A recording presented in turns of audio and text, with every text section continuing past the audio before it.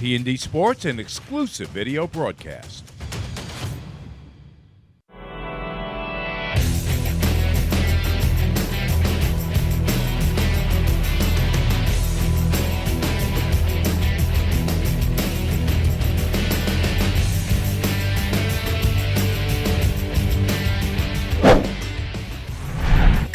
Welcome to Ward Melville High School, home of the Patriots here in East Setauket.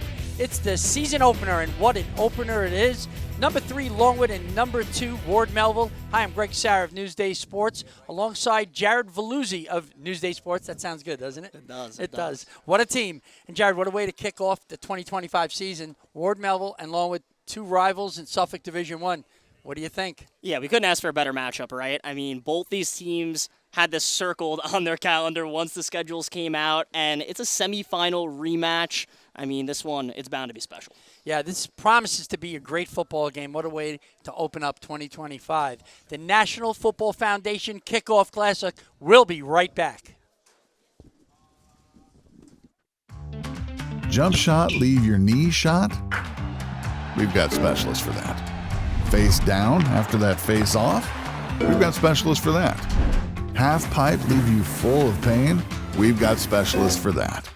Orland & Cohen's top orthopedic team has specialized expertise and extensive training from the nation's premier programs in sports medicine, knee, shoulder, hip, spine, hand, foot, and ankle, so you can feel better faster.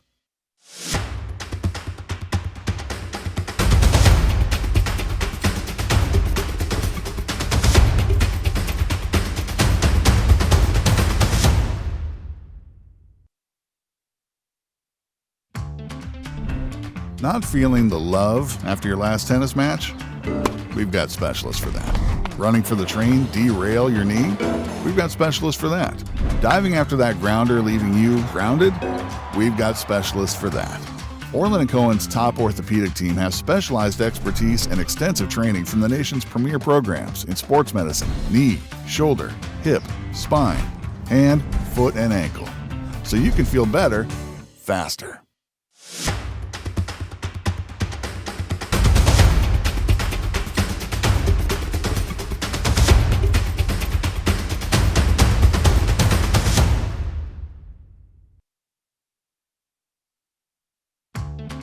Jump shot, leave your knee shot? We've got specialists for that. Face down after that face off? We've got specialists for that. Half pipe leave you full of pain? We've got specialists for that. Orland & Cohen's top orthopedic team has specialized expertise and extensive training from the nation's premier programs in sports medicine, knee, shoulder, hip, spine, hand, foot, and ankle, so you can feel better faster. Greg Sarah of Newsday Sports with Ray Nelson of Orland & Cohen, the presenting sponsor of tonight's Kickoff Classic. And what a game, Longwood, Ward Melville, huh? Yeah, right. Eights. They don't call it a classic for nothing. So, Ray, you guys have been a title sponsor for high school athletics for a long time. Why so involved? We like giving back. And obviously our chosen profession is involved with sports. So I look at Orland & Cohen across the board. You have trainers at every football game. You have your doctors at games. You also have recovery. Could you tell us about a couple of the programs that Orland & Cohen presents to high school athletes? We do screening of what might be injuries but might not be injuries when the kid doesn't really know. We do recovery, which is an enhanced way for kids to feel better faster. And there's no simpler way to describe that, Greg. You've experienced it yourself. It feels good Monday.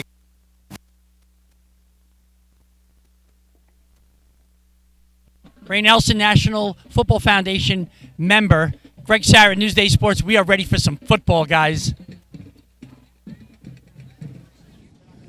Longwood, Ward Melville, and this matchup right here, as I mentioned before, both teams had this circled on their calendar, and what's unique about this, it's 2 different brands of football. We'll start off with the visitors at Longwood, and they play some old school ball over there, a lot of ground and pound, and I talked to Coach Kluber during the week. Like always, Longwood wants to own the trenches. Last season when they played against Ward Melville, they fell a little bit short in the semifinals, as it was the Patriots advancing to the county championship. And I talked to Coach Boltrick during the week, and this Ward Melville squad, they return a ton of talent. Hudson Philbrick, the quarterback, he loves to throw the ball all over the field, a lot of speed everywhere. So, a big offense when it comes to passing, going against a Longwood team that loves to pound the ball up the middle. This one should be fun. It's Longwood, it's Ward Melville coming up on TND Sports.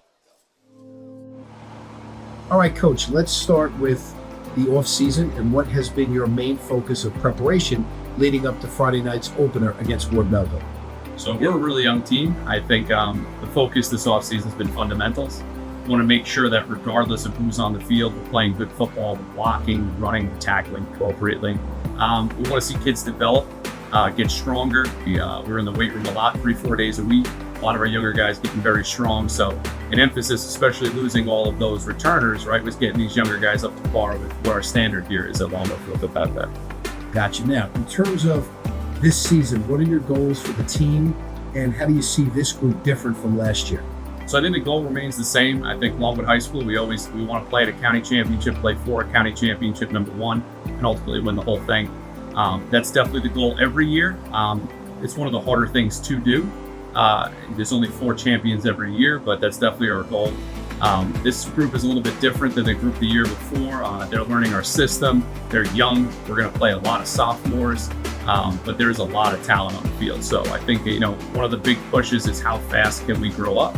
How fast can we learn our system and compete for that county title? So in terms of looking at Friday's opponent, what challenges do you expect, and what do you want to see most from the team beyond just the school? I think it's a tale of two teams. I think you're going to see a Melville team that is very experienced. Obviously had a couple battles with them last year. They're well coached, program really on the up. But I think you're going to see a team that has already had those experiences and those reps. And you're going to see a team in ours that might be just as talented, but we're not quite as experienced yet. So hopefully we can learn that quick on Friday night, and we expect it to be a great game. Lastly, Coach, just talk a little bit about building your team chemistry and what the community here at Longwood, meaning parents, alumni, the Booster Club, what role do they play in supporting your program? So alumni are everything here. I'm a Longwood football alumni, class of 2006. Each one of my varsity coaches are Longwood football alumni. We pride ourselves on that. We're never going to ask the kids to do something that we've never done ourselves. We're not here just to coach football. We want to coach 9A football. Our alumni are present. They're all throughout this building. A lot of the teachers. We couldn't have a more supportive community. Our superintendent, our principal, our athletic director, everyone seems to be behind us. So it's a great place to play, and I think the kids really enjoy it.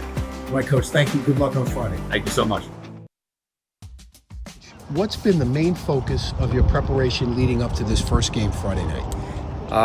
We have a lot of kids back from last year, which we were very happy about, but we need to refine a lot of those skills and get them ready for a really tough opponent week 1. Knowing full well that the last time we saw Longwood was in the semifinal game, these guys know that Longwood's going to come in with a chip on their shoulder, and they got to be ready to match that intensity. That's great. Now, every season obviously brings a fresh start. What goals have you and the team set for this year, and how do you see this group as different from last year's team? Well, I think, it's different in that, like I said, we brought a lot of kids back, so it's more of a veteran squad, even though our numbers are a little bit smaller overall. But for us, the goal is a county championship. I think that's where our program is at this point. Every year we're competing in and around the county championship, whether we're in the game or not, but we're at that level, I think. Gotcha. Now, looking at Longwood coming up on Friday, what challenges do you expect, and what do you want to see most from the team in this first game? I want to see them come out fired up to play football right off the bat. There's been times where we're slow to start, and against a team like Longwood, again, especially considering the history of last year, that's not going to work. So these guys got to come out firing on all cylinders, ready to play a really good, tough-nosed football team like Longwood. Gotcha. And again, last question, just outside of wins and losses, I mean, what's your position on building team chemistry, and what role does everyone in your community play, particularly, parents, alumni, and the community in terms of supporting the Ward Melville program? Yeah, that's been a big focus of mine for the past decade or so that I've been, as the head coach, was building more of a community feel for football around here. And it's slowly but surely it's kind of crept up and starting to pay dividends. We have a small group this year, I think, because of COVID, but JV had 55 kids on it this season. Our PAL has 2 teams for every grade, and I think the community is really starting to embrace it. Well, Coach, thank you so much, and good luck on Friday night. You got it, thanks. Greg Sarah back at Ward Melville High School here in East Setauket with Jared Veluzzi. And Jared, first things first, Longwood comes out. Pretty impressive, 57 players on the roster. They look strong. They're loud. Let's see if they can play football, right? I mean, Ward Melville's only got about 33 guys on the roster. I mean, it doesn't matter. You can only put 11 on the field at a time, right?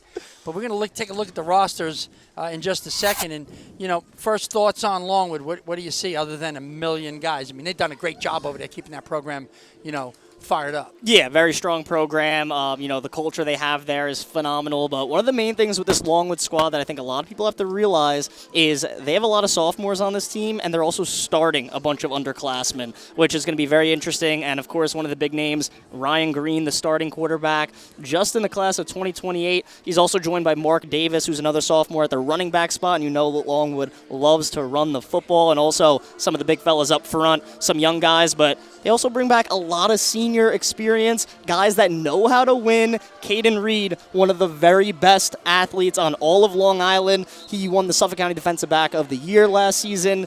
He's a special player. And, Longwood, some great senior talent. And it's going to be interesting because they're going against a Ward Melville team that returns a lot as well. Yeah, Caden Reed won the Tom Cassis Award as the top defensive back in Suffolk County. A special player is also going to play offense tonight. So we'll see what kind of skills he has on the offensive side. And right now we see Ward Melville walking in, and they're going to come through the Military Appreciation banner. Tonight is Military Appreciation Night here in East Setauket. And the Patriots ready to open up the 2025 season, Jared, and here they come. Right now, everybody getting ready with their cameras, and they're fired up. They think they can win this whole thing this year. They think they can take out the big boys from Longwood and from Floyd. Yeah, the energy right now, I can feel it. It's going through the roof. Military Appreciation Night. This whole community is pumped. Stands are starting to pack. Man, high school football's back. It's Friday Night Lights. A perfect night for football. 70 degrees, slight breeze. I mean, this is what you want. You want gorgeous weather, 2 great football teams, well coached from 2 passionate communities, and the Patriots ready to rock and roll right here. When you look at that roster and you looked at Caden Reed, you also see Keon Sawari, the running back. He's junior. Slippery, gives defenders issues. And here come the Patriots. And they got quite a few good players on that team too. Oh yeah. Come out the American flag and to the applause of the home crowd. Beautiful night, grass field. I love the grass field. Great shape. Both teams get ready to do battle here in Suffolk Division 1. Tough schedule opening the season for Longwood on the road with a young squad, but they're always ready. I'm expecting them to give Ward Melville everything they can handle. And then we check out the Ward Melville roster. Like we said, a little significantly smaller than Longwood. And what jumps out at you when you look at this roster? I'm going to tell you Hudson Philbrick, the quarterback, number 3. He's one of the top quarterbacks on Long Island. And I'll let you take it from there. Yeah, without a doubt. I mean, Hudson Philbrick, last season as a sophomore, really jumped out onto the scene. He made so many impressive throws. He was one of the big reasons why Ward Melville took down eventual county champs William Floyd during the regular season. And running back Joey Benedetto was a huge factor in Ward Melville's semifinal victory over this Longwood team. He ran for over 180 yards against Longwood, was a real difference maker. And they just have speed everywhere. This is going to be a really fun matchup. They have a 3-headed monster, Philbrick throwing the ball over the field, Joey Benedetto with the running game, and then Joey Karpowitz, an outstanding wide receiver who we think is going to have an outstanding year on both sides of the football. Yeah, Karpowitz is a stud. Watch out for that offensive line here at Ward Melville, led by Quinn Kurtz and others, as we take a moment for our national anthem.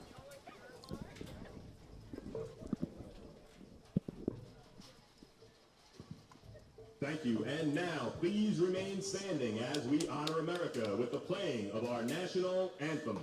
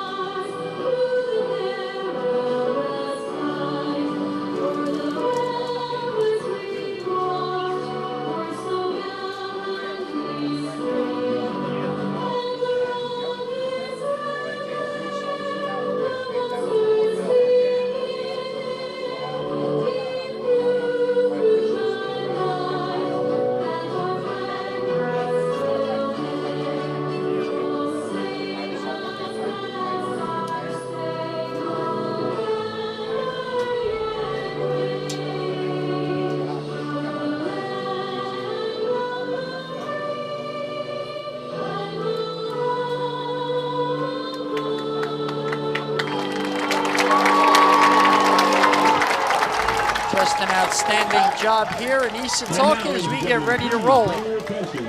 Longwood and Ward Melville ready to kick it off. Suffolk Division 1, two very different styles, Jared. One team likes to spread the field and air it out. They like to throw as much as they like to run in Ward Melville. Longwood likes to pound it down the field, control the line, and make a statement up front. What are you looking for in this game? Yeah, I think it's going to be really interesting on how Ward Melville responds to this Longwood physicality, so early into the season. Ward Melville, they don't have a ton of guys, and they lost some of their linemen. We talk about how much they return. They return a lot of skill guys, but when you lose Brennan Kurtz and you lose some of those senior linemen from last year, let's see how they handle those big Longwood guys up front.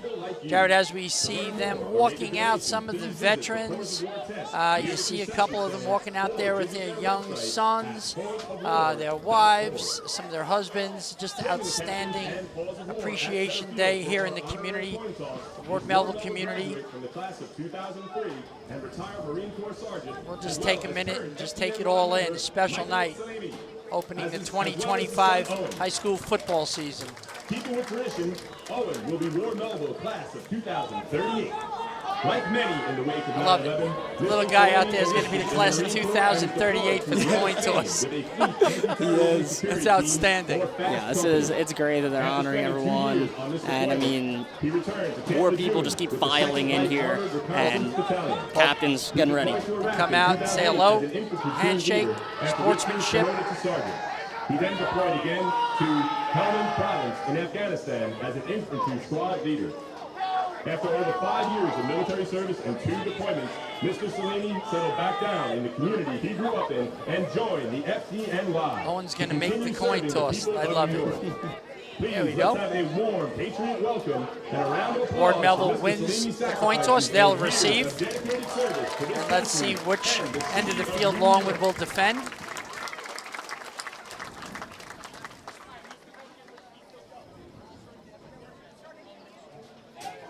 Longwood will defend the south end zone as we get started for the opening kickoff here. Ward Melville and Longwood ready to roll. When we come back, the opening kickoff to 2025. Jump shot, leave your knee shot? We've got specialists for that. Face down after that face off? We've got specialists for that. Half pipe, leave you full of pain? We've got specialists for that. Orland & Cohen's top orthopedic team has specialized expertise and extensive training from the nation's premier programs in sports medicine, knee, shoulder, hip, spine, hand, foot, and ankle, so you can feel better faster. Experience. Trusted. Proven. Excellence.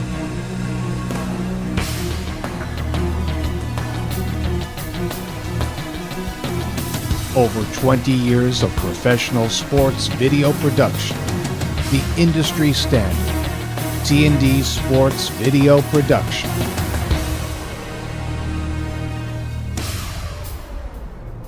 Whether it's a single game, a whole season, or a college recruitment video, T&D Sports is your one-stop video solution.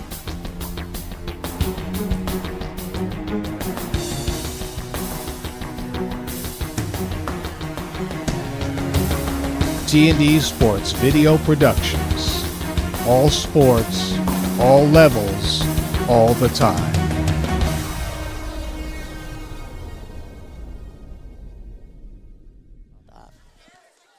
Greg Sarah, Jared Veluzzi back in East Setauket at Ward Melville High School, ready for the opening kickoff. Longwood will kick from our right to left, south to north. He tediously sets the kick up. And that would be the kicker, number 15, Aiden Missing. And he didn't like that placement. He's going to do it again. Wants it to be perfect. And it fell again. Opening game jitters, right? Yeah, I mean, make you can't. that perfect. 100%. There we go. All right. A little bit of a fake attempt now to split it out. Traditional kickoff here in high school football. Aiden Missing, ready to get it going. Here we go. Kickoff till around the 20-yard line. Joey Karpowitz will take it out about 10 yards to the 31-yard line, where Ward Melville will go 1st and 10. And how do they open it up, Jared? What do you think? I'm excited to see it. You know, when I talked with Coach Boltrick before the game, one of the keys for Ward Melville in this one, of course, everyone loves to talk about Hudson Philbrick and how they can pass the ball very well. Establishing the run is going to be very, very key for Ward Melville. We'll see if they start off with that, but hey, they have the receivers to sling it, so we'll see what Ward Melville has in store here for the opening possession. 1st and 10, Patriots. Hudson Philbrick at quarterback for the Patriots. 3 wide. 1st and 10 from the 31-yard line. Ward Melville. First play, he's going to take quarterback Keat up the middle. Nice run, bounces it outside, and he's going to take it down the sideline. It's a big run for Ward Melville. Hudson Philbrick, 1st down.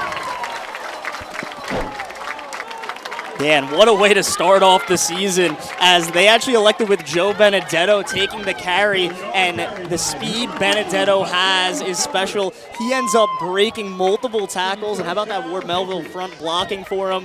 What a start for the Patriots. Yeah, they switched it up, and again, they'll have him back again. Back to quarterback. 22. Interesting run again. Benedetto up the middle for another big run. I apologize.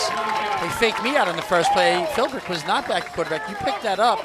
A little bit of a different look right now. Instead of going with the passing game, they're going to run the football. Another 1st down for Benedetto. Just chews up big yardage. They'll take it 1st and 10 at the 28-yard line. Yeah, they faked me out as well, and they're establishing the run like Boltrick said. Again, winning the war up front, and there goes Benedetto. Another 1st down. Just slicing and dicing up the middle. That offensive line's getting a big push right in the middle. And it looks like 56 Anthony Fartallone with a big block. And we have a penalty on the play. It looks like a procedure on Ward Melville. They'll move it back 5 yards and go 1st and 15 from the 14-yard line. They'll move it back to the 19-yard line. It'll be 1st down, a little bit inside the 19, maybe at the 18. It'll be 1st down and 15 yards. Again, Benedetto at quarterback. A little bit of a change of pace here. He's joined in the backfield now by Hudson Philbrick, who now takes over at quarterback. Benedetto splits to the right side and gets an inside handoff. And he's going to be taken down for a gain of about 2 by Caleb Munoz. Good pursuit by the Longwood secondary to shut down that outside run. It'll bring that 2nd down and 13 for Ward Melville. Yeah, it was a good response by Longwood. After giving up a couple of runs, they're able to close off the outside, get a tackle there. But for Ward Melville right now, gotta love what the offensive line's been doing, paving holes. Trips right, and they get the defense to jump. We'll see. Offside on the defense, will get the 5 yards back. It'll be 2nd down and about 8. You looking for a pass here? First pass of the season? Maybe, but Ward Melville might just go with something that has it. Yeah, if it's not broke. Trips right with Jesse Spronk, Angelo Sorbera, and Jogliano Alcindor on the right. Trips right. Benedetto in the backfield with Philbrick. Single set. He'll go to his left. Philbrick calling signals. Handoff up the middle. And he's met pretty much at the line of scrimmage. Drives forward for about 4 yards. Tackle made on the play by Craig Hardy. Yeah, Greg, and Hardy's a guy that's going to be one of the heart and souls for this Longwood defense. And you take a look here, Longwood able to get there, and it's Hardy with a tough hit on the runner. You can't draw it up better. 3rd down and 3. Ball's at the 7-yard line of Longwood. Inside handoff to Benedetto. He's going to cruise into the end zone. Touchdown, Ward Melville. First score of the year. Man, that drive was dominated by that Ward Melville front. Yeah, how about that Melville offensive line making life easy for 22. Benedetto gets into the end zone, and they wanted to establish the run. They did exactly that. We take another look, and some incredible blocking upfield. You give Benedetto that room, he is going to capitalize. Ward Melville strikes first, and some credit on the offensive line. Will Killigrew with some fantastic blocking up front right there for the Patriots. 7-yard touchdown run for Joe Benedetto. He scores up the middle on to kick for Ward Melville, and it looks like it's good. The umpire in the back, I wasn't sure if he was convinced that that kick was good. And these numbers aren't possible, Jared. I will admit that. His Ward Melville jerseys at twilight are tough to see. Our kicker tonight, he just won't give us any help. He didn't turn around and give us a look. It looks like it's number 88.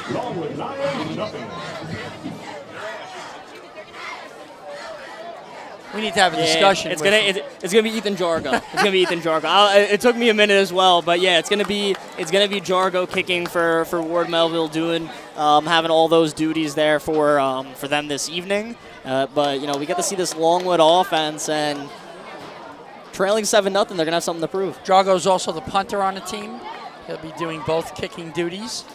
As Ward Melville opens the season on an 8-play, 69-yard touchdown drive, capped by a Joe Benedetto 7-yard touchdown run and an Ethan Jargo kick. Were you surprised? Greg, I don't think we saw a pass.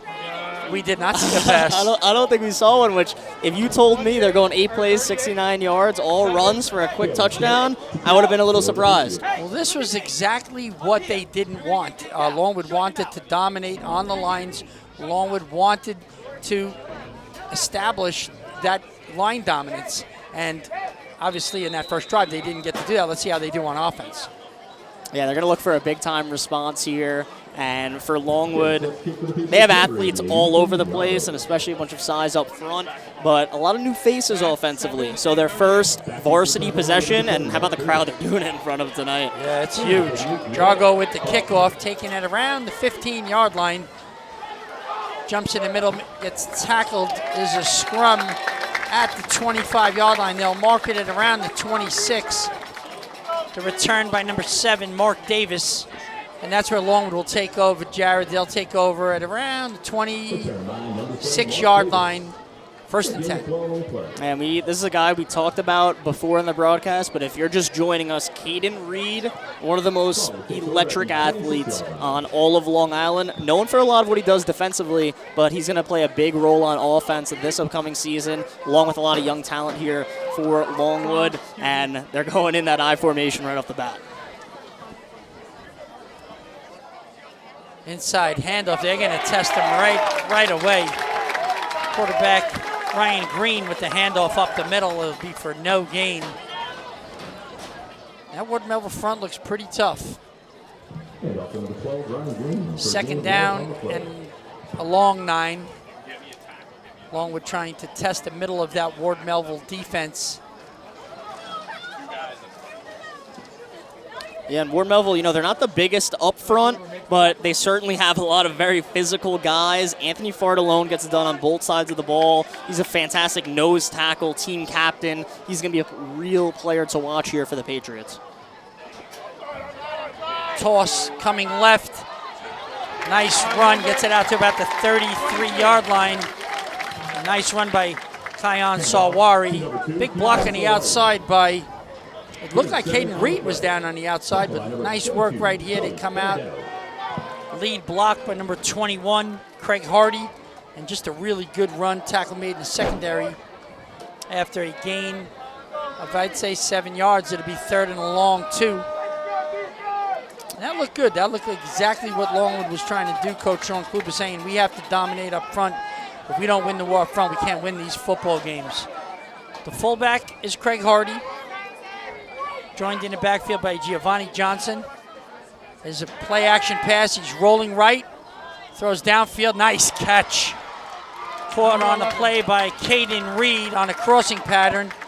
A pickup of about 14 yards out to the 49-yard line to be 1st and 10, Longwood. Really nicely done play. Inside fake. Rolls right. Nice throw on the run.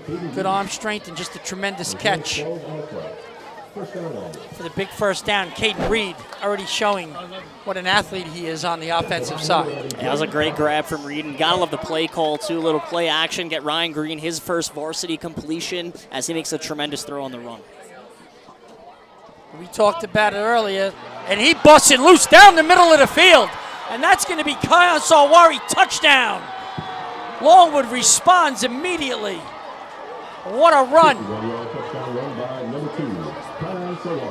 And Longwood has the ability to break these type of plays, especially Kyan Sarwari, the junior, with a long run for the Lions, and that's how you respond after giving up a touchdown. We'll take another look at it here, and what vision navigating right off the line of scrimmage. A tremendous block for Longwood, and Sarwari gone. Ayari Graham with the huge block inside to clear a path for Sawari, and he sprinted down the middle of the field for the touchdown. Outstanding run, 51 yards for the score.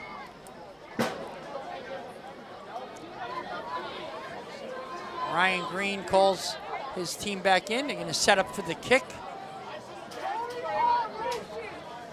Extra point attempt by Cameron Clemens, the kicker. And Greg, while we wait, you mentioned Ayari Graham with that block. Coach Kluber had one of my favorite quotes about Ayari Graham that I possibly could have heard. He said, he's a young player, a lot of potential, and he moves like a dancing bear because of how physical he is and how great his footwork is, and he makes a huge block, igniting that Sarwari touchdown. That's an impressive drive. Jared, 5 plays, 77 yards, capped by a 51-yard touchdown run by Kyan Sawari, and now the kick. And our officials tell us it's good. 7-7. A lot of fireworks in the first 5.5 minutes, 4.5 minutes of this game. I mean, are we going to have a track meet? Man, maybe. With how these two teams are running the football, we'll find out and see. We'll be right back here in Ward Melville High School. Greg Sarah and Jared Veluzzi. Jump shot, leave your knee shot? We've got specialists for that. Face down after that face off? We've got specialists for that. Half pipe leave you full of pain? We've got specialists for that. Orland & Cohen's top orthopedic team has specialized expertise and extensive training from the nation's premier programs in sports medicine, knee, shoulder, hip, spine, hand, foot, and ankle, so you can feel better faster.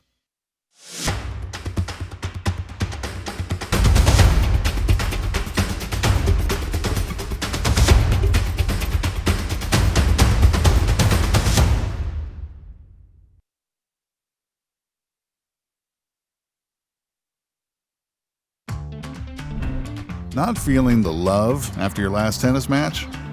We've got specialists for that. Running for the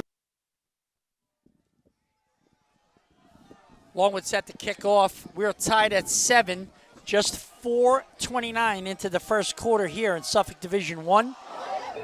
Longwood responding to the Ward Melville opening touchdown, and we are tied. Kickoff inside, and he's down the sideline, and he could go all the way. That's going to be a touchdown. Joey Kopowitz, 82 yards. How about it? Joey Korpowicz. We praised his ability on defense, offense. How about returning kicks, too? Greg, man, talk about some fireworks to open this thing up. Korpowicz gets in on the fun, and we're going to have another look at it here. I mean, look at the speed from Korpowicz. He gets some great blocks, but when number 11 gets going, there is no stopping him. He bounces it outside, and no one will catch him. Korpowicz taking it to the house. Touchdown, Ward Melville. What do we say about a track meet? I think that was a pretty good prediction for what you had right there. Wow. Man. We have 3 touchdowns, and we've only seen 1 pass. Yeah, the athleticism on both teams, man, it's been phenomenal so far. Ethan Jargo nails the upright, but it deflects in. A little bit of a horseshoe situation. He got lucky. Yeah, I was going to say, it was tipped. It was deflected. We'll be back. Greg Sarah from Newsday Sports. It's 14-7. Ward Melville. What is your, how does it feel finally to have opening night here on Friday? And what's going through your mind as you get ready to take this in? I've been ready this whole summer. I've been ready, waiting for this game. I've been waiting for opening weeks since last November. So just ready to go. Been excited. Just ready to go. From a preparation standpoint, what has your team worked on most this off season to get you ready for the opener against Ward Melville?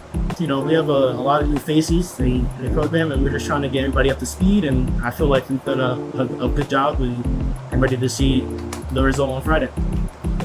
Team chemistry, from that standpoint, who's really stepped up this off season and into the preseason as a leader, and how has that helped bring everyone together leading into the first week of the season? Yeah, we got a lot of young guys.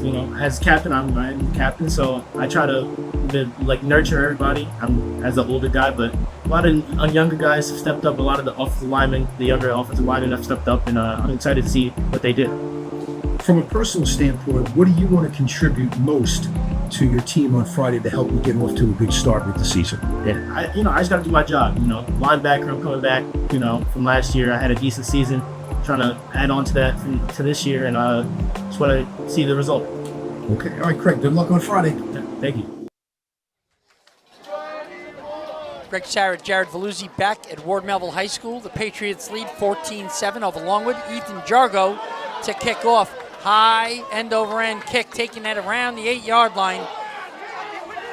And that looks like it was Caden Reed on the return. He'll take it out to around the 27-yard line where Longwood will go 1st and 10. And there's been a lot of action in the first few minutes of this Suffolk Division I showdown. This for first game of the year, this is a great matchup. If this can't get you pumped, nothing can. Yeah, I absolutely agree. I mean, both teams, when they saw this matchup, just had to be so fired up. And they've been seeing each other a lot in, obviously in division play, but the county championship in 2022, semifinals last year, and now you're opening up the season. Oh, man, this is great. But Ward Melville, 2 quick strikes. Let's see what Longwood's got. Ryan Green brings them up to the line of scrimmage. He goes toss left. And a nice play on defense. And it looked like it was number 22, Joey Benedetto on the tackle on Kion Sawari. We'll take another look at it. Toss a little high. He corrals the football.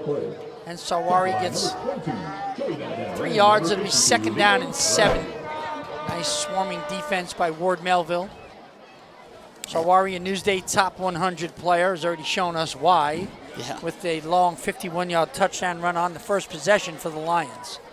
It'll bring up 2nd down and 7 from the 31-yard line. Ryan Green, who's going under center, looks like he's in shotgun here.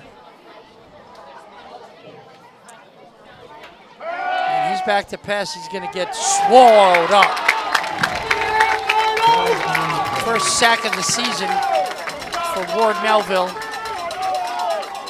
And it looks like it'll go to number 56, Anthony Fartalone.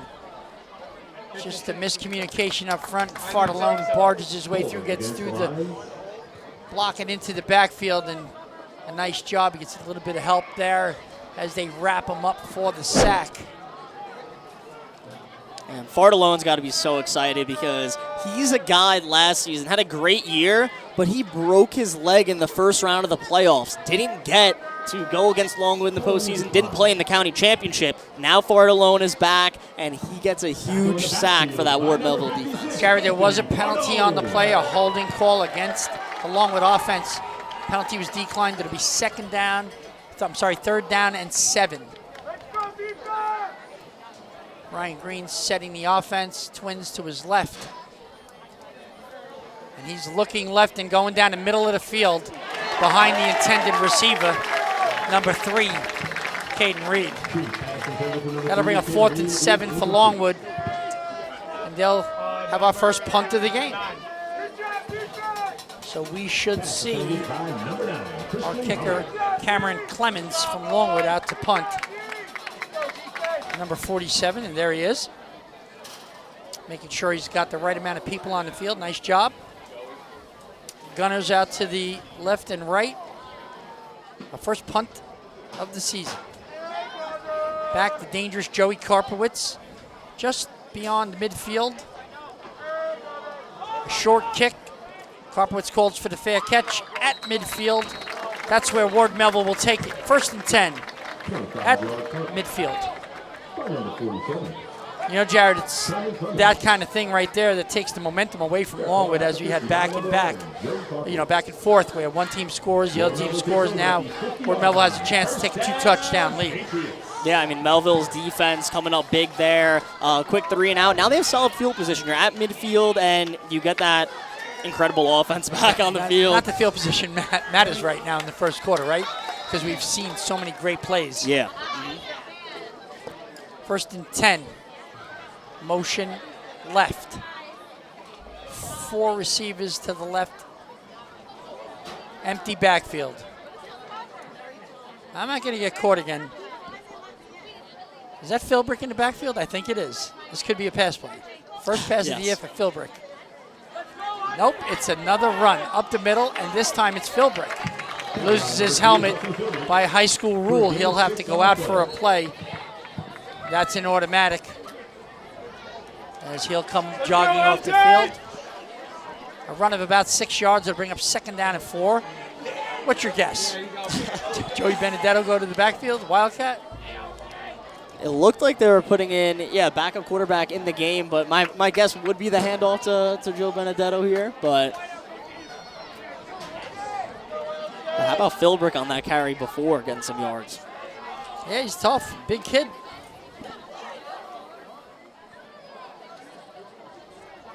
Inside handoff, going left. Angelo Sorbera cutting it upfield. He'll gain around 3 yards. It'll bring up a 3rd and a long 3. Just an inside give. Safe play. Nice blocking downfield. Look who's out in front of the block. Joey Benedetto, shocking. Yep, he's all over the field. Great tackle, though, by Ed Principal of Longwood, using that length, all 6'4" of them getting to the ball carrier. Big stop here for the Longwood defense. 3rd down and 3. They could use a big stop. Inside handoff. They're not going to get it. Benedetto up the middle for 6 yards. And they're just gashing the middle of that defense. The offensive line is getting a good push, and they're moving people downfield. That's enough for a Patriots first down. They're getting a very good push up front. Benedetto taking advantage of it. Great tackle by Marco Tricarico, because if Benedetto breaks that one, he could have went a very long way. But nevertheless, Ward Melville moving the rock right now. 1st down and 10 at the 38-yard line. Philbrick back at quarterback. Rough snap. He picks it up, gets out of the way of a potential sack, takes it upfield, and turns a nothing and a potential disaster into a 3 or 4 yard gain. Good athleticism by Hudson Philbrick, and the snap just got past him left side. It's like a ground ball, quarterback's nightmare. Presence of mind to pick it up, see what's happening, where everybody is, and then just take it up the middle and get back to at least the line of scrimmage. He picked up a few yards. Nice tackle on the play by number 40, Marco Tricarico. Looks like we had a penalty on the play. I guess it was a hold. I thought I saw a hold in the backfield when he picked up the errant snap, and that may be what they called. That's going to bring the ball all the way back to the 48-yard line, where it'll be first down and a very long 20. First and 10 for the Patriots. 3:50, 3:44 on our clock remaining here in the first quarter. Inside give to Benedetto, and he's swallowed up by the defense. Nice job by the Lions. That'll be no gain. First in on the tackle was number 58, Tyler Lorenzen. Second down. And 20, I don't think he got anything on that, Jared. Do you think they go to the pass? Yeah, I think they got to. And, great tackle by Tyler Lorenzen. Throwback kind of player. He plays center. He plays linebacker. Great tackle from him. And now for Ward Melville, looking like they most likely have to air it out here unless if they go something short and try to get Benedetto in space. The dangerous Kopowitz split out to the left. Trips to the right. Single back in the backfield. Philbrick on a toss right. And that'll be Benedetto, and he gets a big block downfield. And a big run from the 48 to the 36-yard line to pick up a 12. And let's see where the big block comes here. You have, they pull the guard. Oh, big block in the middle of the field. Yep. And another big block, and that just frees them up. Coaches are going to like to see that on film. Yeah, so impressive. Third down and 9 from the 37. Ward Melville working from left to right against the Longwood defense, trying to stop this Ward Melville offense. Philbrick back to pass. He's looking downfield a lot of time, and he's going deep. And it's a jump ball and incomplete. Nice defensive coverage. Longwood, Micah Laney. Nice play, deep ball, what a throw. Brings up 4th and 9 at the 37-yard line. Great coverage down the field, just a fly pattern. He's got all day to throw. Good job by the offensive line, and he lets it rip. Both players go up for it, and Laney does a nice job knocking the ball away.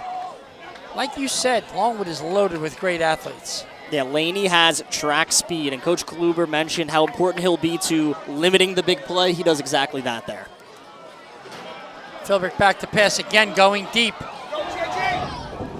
Nice throw into the end zone, just a little long. Excellent coverage again, this time by Mark Davis.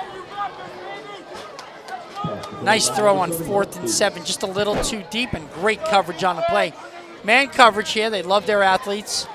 Covered down the field, it looks like by number 7, Mark Davis, right? Yes, got that right? Just a little long. Nice diving attempt by Giovanni Johnson, but it turns it over on downs, and Longwood will take over at their own 37-yard line, going right to left. They trail Ward Melville 14-7. If you've just joined us, this game started with all sorts of fireworks. Ward Melville scored on a 69-yard drive. Longwood came right back, 77-yard drive, and then Ward Melville took the lead on a Joey Kopowitz kickoff return for a touchdown. Handoff over the right side, and a big run. Kyan Sarwari for 10 yards and a first down, or are they just short? Looks like from here, first down. These 64-year-old guys still got it, Jared. They got first down. They're moving the chains. They didn't have to measure and waste our time. Come on, man. That was a 10-yard run. You can see it from here, 100 yards away. First down for Longwood. Ryan Green operating an offense that's having a lot of success running the football at the 47-yard line. Play action pass rolling right. He's got some time. Nice throw, but it's picked. Nice job on the sideline. Intercepted, jumped our route. Outstanding interception by Jesse Spronk as we see the play. Green rolling right side, he's got plenty of time. Throws on the run. He's looking on the sideline. Spronk jumps the route. The ball was intended for Giovanni Johnson. And that turnover will give Ward Melville the football at their own 48-yard line. Yeah, and that's the speed Jesse Sprong brings to this Ward Melville secondary. He's one of the fastest players on this team, and he does an excellent job jumping that route like you mentioned, and a huge play for this Melville defense to get their back on the field. 1:14 left in the first quarter. Greg Sarah, Jared Veluzzi coming to you from Ward Melville High School in East Setauket. Ward Melville with trips right. And they're going to continue to pound the middle of the field. This is Hudson Philbrick. And he'll run for about 14 yards and another first down. They just must have seen something on film that they thought they could exploit the middle of that defense. These are just straight ahead runs. Just find the lane, get into that second level, and get yourself some yardage. A nice run by Hudson Philbrick. Damn, Philbrick. Already, it's only the first quarter. You could tell he kind of took that leap from his sophomore to junior year athletically, moving much faster and more efficiently, and he gets a big carry there. First down and 10 from the 37-yard line, possibly 38-yard line of Longwood. Trips right. Philbrick alone in the backfield, calling signals, and he's going to run up the middle again. Another big run by Hudson Philbrick. Picks up about 7, 8 yards. And Jared, are you surprised at this offensive philosophy tonight? I mean, I am. They're not spreading the field. They're going right at them up front. Yeah, because when you look at this Ward Melville offense on paper, right, you have Joey Karpowicz, you have Angelo Sorbera, Jesse Sprong, Joey Vanadetto. Those are all very fast players. You could definitely spread the field against these Division I teams, but they're running straight ahead, and it has been working. Philbrick ran for 175 yards all of last year. So this is a bit of a surprise. He was not a running quarterback as a sophomore, but he's put on some nice size. He's gotten much faster, and that's going to take us to the end of the first quarter. Greg Sarah, Jared Veluzzi here at Ward Melville High School. It's a great game. Ward Melville 14, Longwood 7. We'll be back. What's going through your mind as you prepare to take the field on Friday night against a really tough opponent in Longwood? Just looking forward to being back, out on the field, in front of our home crowd, coming out strong, setting the tone for the season, really want to fly around as a defense, and we're just looking to set a tone for the whole season here. Now, in terms of your team's preparation, what would you say has been the one thing that's been most emphasized by the coaches and the team getting ready for Friday night? Probably flying to the ball. We know they love to run, power run, different things like that. So we definitely want to fly to the ball, get to the ball carrier, wrap them up, and take them down. Team chemistry. I know some of your teammates have mentioned your quarterback Hudson Philbrick, but other than Hudson, who else has stepped up and demonstrated that they can really be a leader this year for this team? I think a guy like Miles Hatcher Robinson on defense especially, he's really stepped up as a leader, senior coming into the season. He's looking really good and fast getting off the ball, and he definitely looks like he's going to be helping us out. And lastly, from a personal standpoint, what are your goals and what would you like to contribute most, not just on Friday night, but throughout the season for the team? I think I just want to make my reads quick, get to the ball, make some tackles, and, when I'm back in coverage, keep my eyes on the ball, get to the ball, and get in the way of the passing lanes, make plays. All right, Liam, great. Good luck on Friday. Thank you. Greg Sarah, Jared Veluzzi back at Ward Melville High School here in East Setauket. A beautiful, beautiful fall evening. Some consider it still the summer in our opening game. The lights are on, the crowd is packed, a Division I rivalry. And Hudson Philbrick back to pass. First play of the second quarter. He's going to pump and run up the middle of the field. And again, takes a big hit in the middle of the field. Taken down by Nick McDowell. But still a big gain. Another first down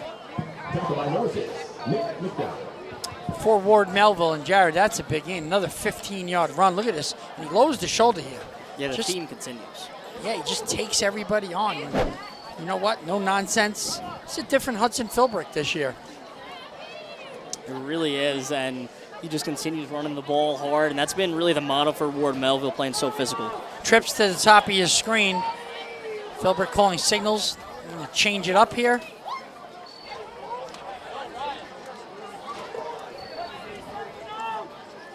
First and 10, 22-yard line. Ward Melville looking to make it a two-score game. Philbrick back to pass. He's got a wide open. Whoa, what a one-handed catch.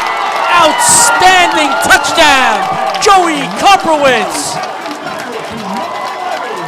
We've seen a lot in one half of play of Joey Karpowitz. This is a highlight reel. Yeah, Greg, that is ridiculous from number 11, Joey Karpowitz, man. First we saw the kick return from him, right? But now he's doing it as a wide receiver. Philbrick dropping back.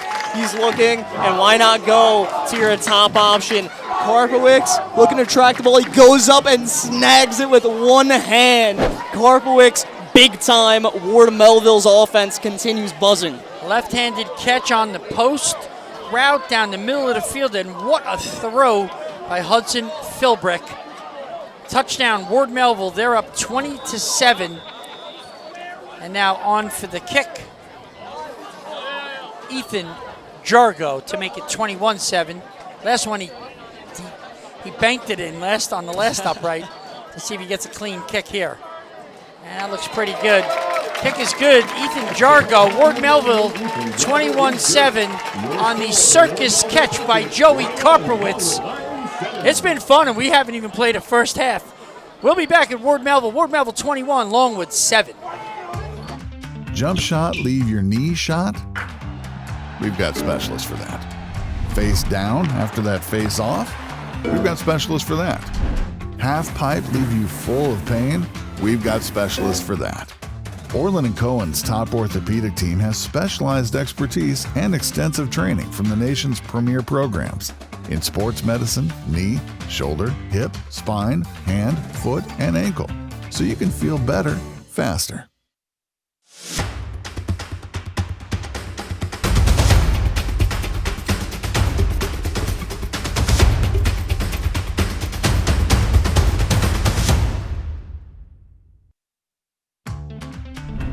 Not feeling the love after your last tennis match? We've got specialists for that. Running for the train, derail your knee? We've got specialists for that. Diving after that grounder, leaving you grounded? We've got specialists for that. Orland & Cohen's top orthopedic team has specialized expertise and extensive training from the nation's premier programs in sports medicine, knee, shoulder, hip, spine, hand, foot, and ankle, so you can feel better faster.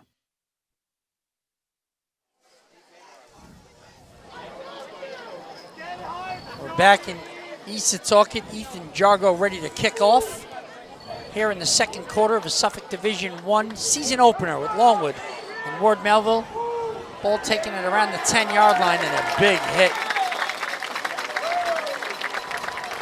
by that kickoff team from Ward Melville. Hard to see who made the initial hit, swarmed by like 3 or 4 guys. And Jared, we've been treated to an especially terrific first half here. It's been entertaining football early on as we see the play again. The ball taken. Good kick inside the 10-yard line as he takes it up the middle of the field. Let's see who made the initial hit.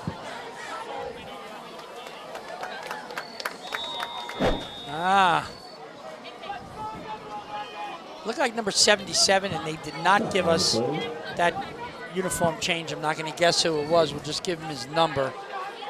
You may have it on an updated roster. No 77. First and 10, Longwood, inside handoff. Kyan Sawari for a nice gain of about 5. And again, they go right back to the ground game. They broke touchdown earlier in the first quarter, Longwood did. With Sawari running for a 51-yard touchdown to tie the score earlier at 7. And go back to what works.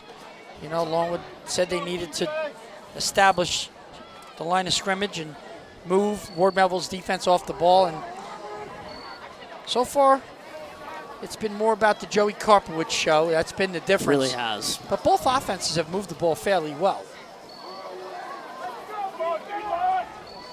Second down at 5, 28-yard line of Longwood. And we have a whistle. A timeout by Ward Melville on the play. Timeout, Ward Melville. And we'll take a break. We'll be back in East Setauket in a few minutes. I'm Greg Sarah. Talk a little bit about how it feels to finally be there. First game of the season, opening night against Ward Melville, big stage, Friday night, a lot of people. How do you feel about that? Definitely exciting. Ready for the game. We've been practicing the whole season for this. All ready, well conditioned, and I feel like this would be a great game. Good. In terms of that, your preparation, what's the team worked on most throughout the off season to get you ready for Friday's game? We definitely worked on our mental and our conditioning until wise. Now, team chemistry. Who would you say, obviously other than yourself, who stepped up from a leadership standpoint throughout the off-season and preseason workouts, and how will that help bring everyone together leading into the opening night? Tyler Renson and Craig Clardy have been like a big help to the team for like chemistry. And Tater Reed, Tyler being with the linemen, that's been helping out, and Craig with the linebackers. It's been working out really good, and really feel like a pretty good team right now. Last question. What? Second down and 5. Longwood at their own 28-yard line. Green under center, toss to Sawari, goes left, hit at the line of scrimmage, and then swarmed by the Ward Melville defense. He'll lose a yard. It'll bring up 3rd down and 6 at the 27-yard line. Nice pursuit by the Ward Melville defense. As night has descended upon us, it's now completely dark. Yeah. You might be able to see the numbers a little bit better. Yeah, I hope so. That would make our lives easier. I mean, Jesse Spronk, making another nice play for this Ward Melville team, and Greg, these Patriots, man, they're flying to the football all over the place. Very athletic team. 3rd down and 4 from the 29-yard line where they mark it. Shotgun formation, Green back to pass. He's looking to his right. Nice throw to Caden Reed. That'll be a 1st down, a pickup of about 7. Well-thrown football. And I am, was that Giovanni Johnson on the catch? Johnson wears 1, so let's take a quick look. Yeah, it is Johnson. Yep. Giovanni Johnson, nice catch and a 1st down. So he's gone away from Reed a little bit, spread it out, not be predictable. It's a good thing. Green with a great arm. I like the way he throws the football, Jared. He's young. Yeah, does a real nice job. Definitely, it was a nice pass. And Gio Johnson, very versatile player, tight end, wide receiver, does a little bit of both. 1st and 10. Handoff up the middle. Sawari, pickup for about 2. Again, trying to establish that line. 2nd down and 7. I'd say maybe 3 where they mark it. Forward lean. And they're in no hurry. Just trying to grind it down the field. Made a couple nice plays. I love the pass. You got to be careful when you throw those outs. That's how Sprunk jumped that other route. You can't lock in on a guy right away and telegraph that pass, and that's what happened when Sprunk made the interception. Jesse Sprunk, the first interception of the year for Ward Melville, set up the next touchdown, a diving catch by Joey Kopowitz, the one-handed variety. Yeah. Ward Melville leads 21-7. Yeah, it was incredible, but the Patriots are also doing a great job wrapping up on defense as well. Inside handoff goes to Sawari again. Pickup of about 4. It'll bring up a 3rd and 3 at the 43. And again, just to grind it out offense, just, mano a mano up the middle, I like it. This is Longwood football right here. Ground and pound, and of course they have the ability to break some big runs, but you see how slippery Sawari could be and how he can get those yards after contact. Some more positive running here for Longwood sets up an intriguing 3rd down. 3rd down and 3, Green under center. Handoff again. Sawari's getting a lot of traffic. He's not going to get to the 1st down. Pickup of about 1. I don't think he got more than that. Great play there by the defensive front. Tackle made by Miles Hatcher Robertson. That was the uniform switch, by the way. He's number 77 in this game. On the roster, he was number 75. So if you're following at home, number 75 is really number 77. Yeah, and Hatcher Robinson, Coach Boltrick said he had a monster offseason, but how about this? A huge 4th down right here. Is it a pooch punt, or are they going to go for it? Green back in shotgun. Ryan Green, the quarterback, now a timeout by Coach Kluber and the Longwood staff. They're going to talk about it. It's 4th down and 2 at their own 44-yard line. Ward Melville leads Longwood 21-7. Hi, I'm Greg Sarah of Newsday Sports with Jared Veluzzi of Newsday Sports. Come over here, Jared. Say hello. It's been fun, right? Yeah, I mean, this game has treated us to really a special way to start off a football season. I mean, you want to talk about quick plays, some of the best we'll probably see all year with Joey Carpwick's one-handed grab, Longwood playing their style of football. Kyan Sorari took it over 50 yards to the house. I mean, fireworks out in front of this impressive crowd here in East Setauket, so it's been awesome. This is a monster crowd. I mean, it's two communities that are very passionate about their football teams. Two great football teams. You know what I like? This game's been clean. It's been well played through the first half. We've seen some touchdowns, but they're both playing real good football. It's a good brand of ball. It's not something that you say, that's not a good play. We haven't seen any of that.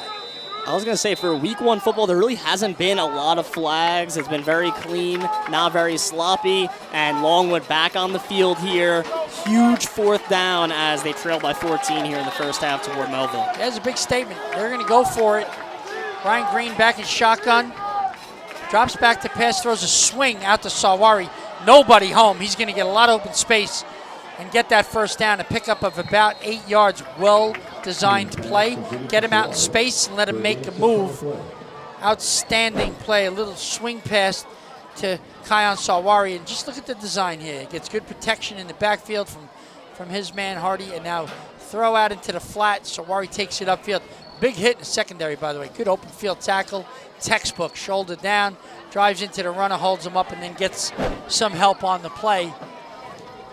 It was Liam Cronin coming in to help finish him off, but it's a first down. 1st and 10. Longwood at the 48-yard line of Ward Melville. Again, another inside handoff. And they grind it out for about 3 yards. It'll be 2nd down and 7. Our officiating crew tonight doing an outstanding job, and they had a lot of work in the first quarter, by the way. Yes. Running up and down the field. Our referee is Charles Groh. He was the official of the year in the girls' flag football in the spring. Outstanding job. Charlie is a great official in the girls' flag and also in the fall for the boys' football season. Umpire is Dave Hoff. Head linesman is Peter Brown. The line judge is Joe Giuliano. And the back judge is Anthony Tavella. Lucky to have these guys out on the game doing an outstanding job.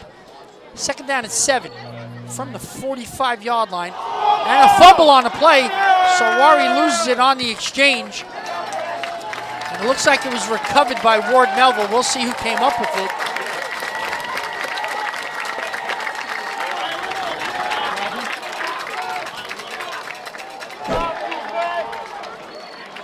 We're going to show the replay here. See who popped it loose, Jared.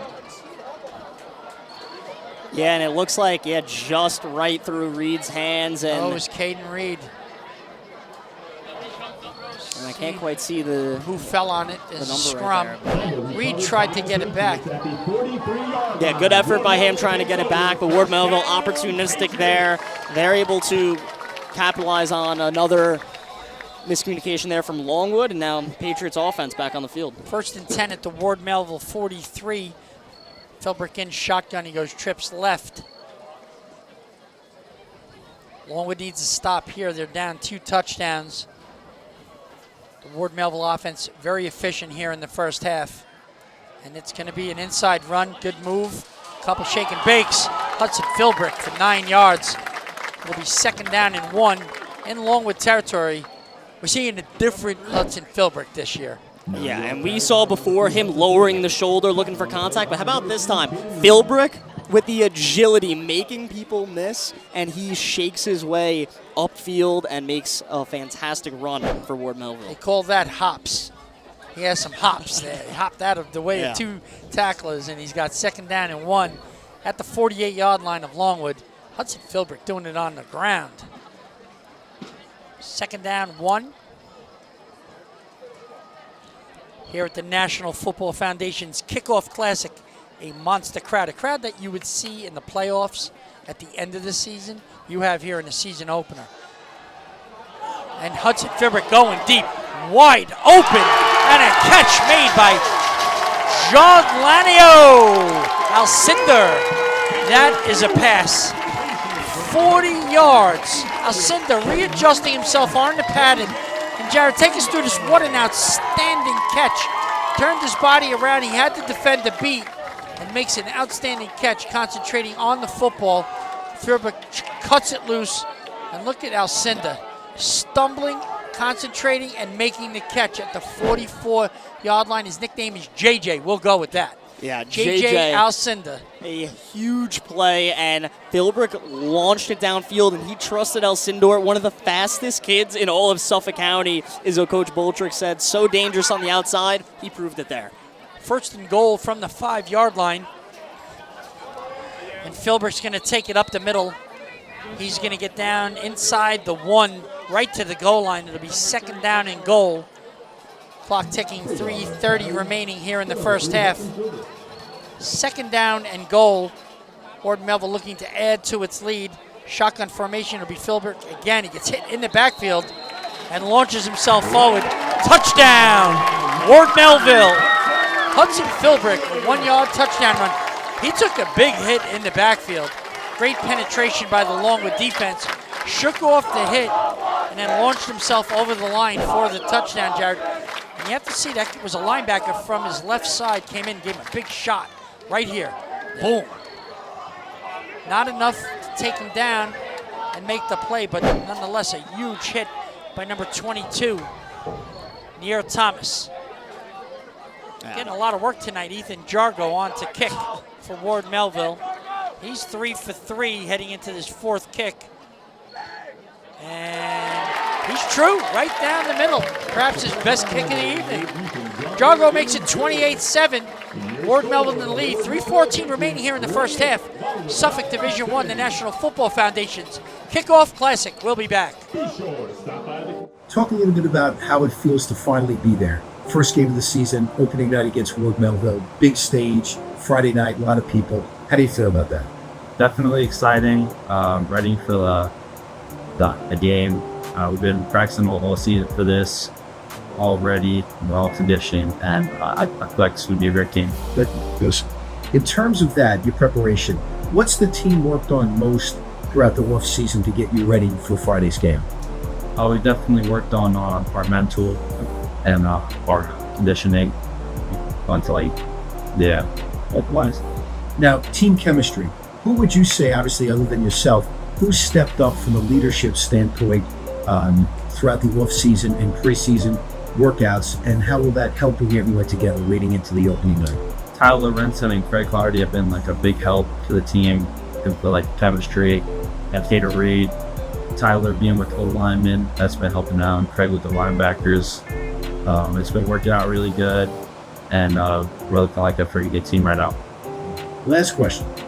What, from a personal standpoint, what do you want to contribute to help the team get off to a strong start? I'm just trying to do my job and do what Coach tells me to do, and let my skills show up in the field. Okay, all right. Well, thank you. Good luck on Friday. Thanks. Jargo to kick off. 28-7. Ward Melville drives the ball deep and into the end zone. It'll be a touchback, and Ward Melville with a 28-7 commanding lead here. 3:13 remaining. It's been quite the first half for quarterback Hudson Philbrook and wide receiver Joey Karpowitz. Karpowitz has a long kick return for a touchdown. He has a diving catch in the end zone on a long touchdown pass. He's been doing it all. He's an exciting player. And now Hudson Philbrook is doing his thing, throwing the ball all over the field. A great catch by J.J. Alcindor, adjusting to the football. Your thoughts?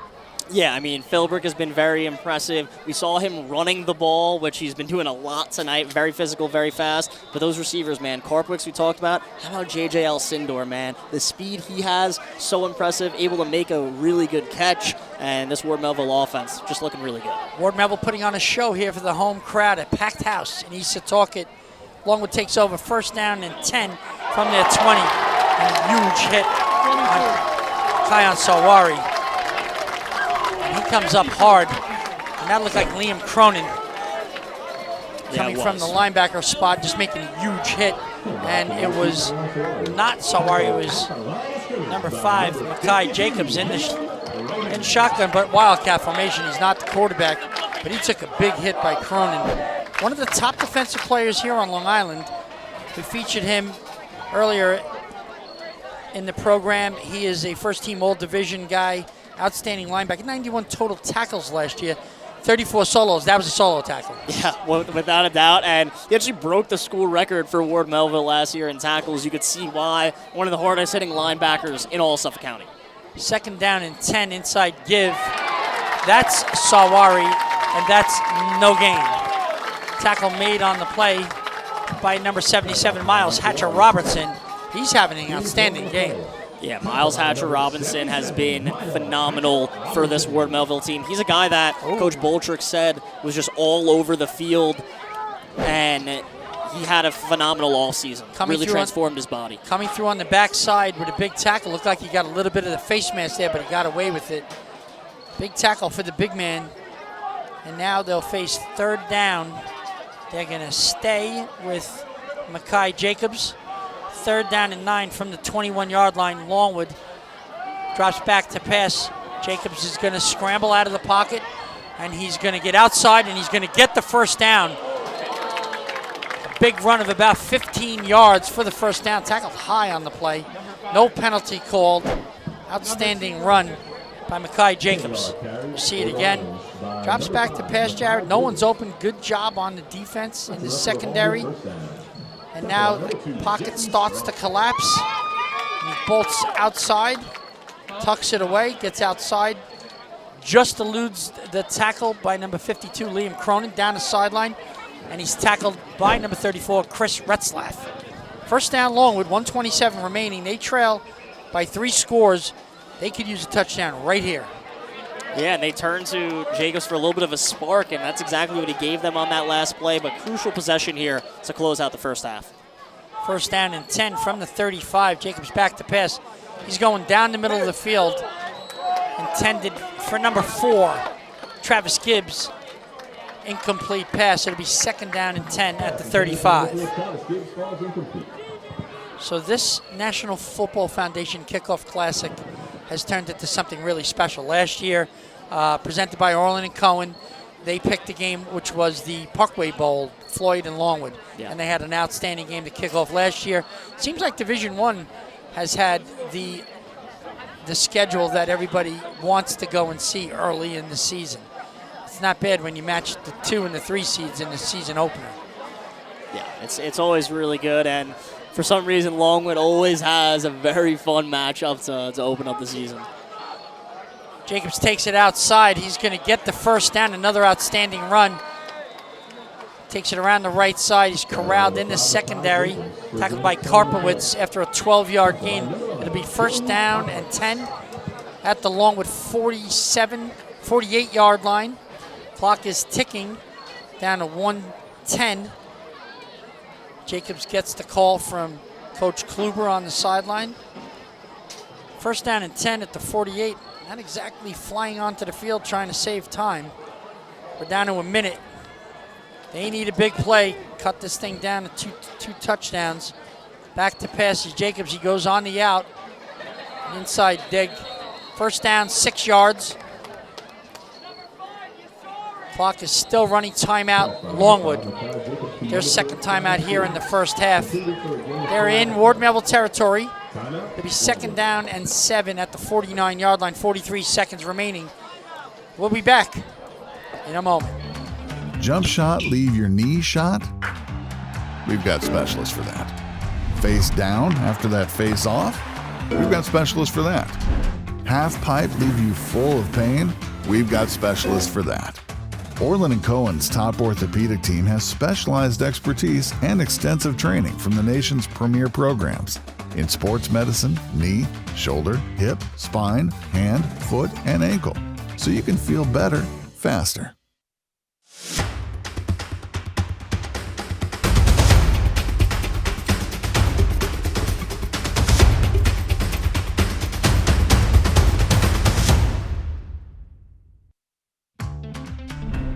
Not feeling the love after your last tennis match? We've got specialists for that. Running for the train, derail your knee? We've got specialists for that. Diving after that grounder, leaving you grounded? We've got specialists for that. Orland & Cohen's top orthopedic team has specialized expertise and extensive training from the nation's premier programs in sports medicine, knee, shoulder, hip, spine, hand, foot, and ankle, so you can feel better, faster. Back at Ward Melville High School, Greg Sarah, Jared Veluzzi, the National Football Foundation Kickoff Classic. Ryan Green with a pass out into the flat. Incomplete. The officials are saying the ball hit the ground. I'm going to say Michael Laney is going to disagree with that. Yeah. He wasn't very happy. He thinks he corralled it. Charlie Groh saying, no, you didn't have it. We're going to go 3rd down and 7 from the 49-yard line. 37 seconds remaining. Here at Ward Melville High School in East Setauket. You are watching the National Football Foundation's Kickoff Classic, sponsored by Orland and Cohen. Greg Sarah of Newsday Sports, joined by Jared Veluzzi, and I love saying this, of Newsday Sports. So happy you're on the team, bro. Yeah, I'm so glad, and it's perfect timing, honestly, right as football season gets underway. Ryan Green back to throw, out to the flat, complete. That'll be a 1st down, really well thrown football caught by Giovanni Johnson. It'll be a 1st down at the 40-yard line. Longwood will take its 3rd and final timeout. You see this again, Green back to pass. He gets good protection, great pocket. Fires it out in the flat, wide open. Defense was playing a little soft, would you agree? Yeah, and Green made him pay. That pass was right on the money, finding Johnson. And I have to say, receivers for Longwood, both Gio Johnson and Michael Laney, have looked good tonight. And, we like to praise Longwood for running the ball, but they have been able to move it through the air, which, of course, crucial on this drive. Only 32 seconds left in the half. The ability to balance the offense has helped them move the ball down the field. They ran the ball well earlier in the game. Now they're throwing it and spreading it out. But, again, you got to give Ryan Green a lot of credit. Sometimes when a quarterback throws a pick, they go into a shell and they don't want to throw, or they throw nervous. They don't have that confidence that they need. He's not shown that. He's shown a lot of confidence, throwing the football extremely well. And now he's put himself in a position to try to grab a score right before the end of the half and close this gap to 2 scores. As we see Longwood get the play call, come back out on the field. That'll be their final timeout. Ward Melville's defense comes back out. I'm curious to see if he goes vertical or if they stay horizontal. It's been successful staying with the swing passes and the shorter passing game, but we'll see. Twins, both sides, back to pass, and he's got big pressure. Shake and bake on one, but he's not getting away from this one. It's going to be a sack, and he's going to get sacked for a lot of yards. It looks like a 14-yard loss. And let's see who got in. The play just took too long to develop, and it's just like too much pressure from the blind side. He misses the tackle, but he's not getting away from number 58, Nick Levine. And finished off right there by Levine. Back to pass. He finds number 3, Caden Reed, and there are penalty markers all over the place. I got a feeling they didn't get set before they called that play. Clock was stopped, so that might end the half. We'll see. As they talk it over, it looks like they'll decline the penalty. Officials are gathering. Charlie Groh with the declined penalty. That'll do it, Jared. An entertaining first half. Ward Melville leads 28-7. You know, what can you say? They're going to come out. Maybe Longwood comes out throwing a little bit more, try to close the gap. It's been an outstanding game. Yeah, it really has been excellent. And Ward Melville, their offense, as advertised, 28 first half points. Hudson Philbrick, Joey Karpowicz, the whole crew getting in on the fun. But we'll see what happens in the second half. Longwood, they're going to be coming out firing. And now this massive crowd gets to enjoy the Ward Melville cheerleaders, 2-time state champions. They come out now at halftime to perform. Greg Sarah, we'll be back. Experience. Trusted. Proven.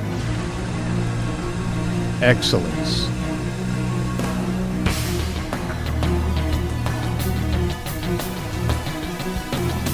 Over 20 years of professional sports video production.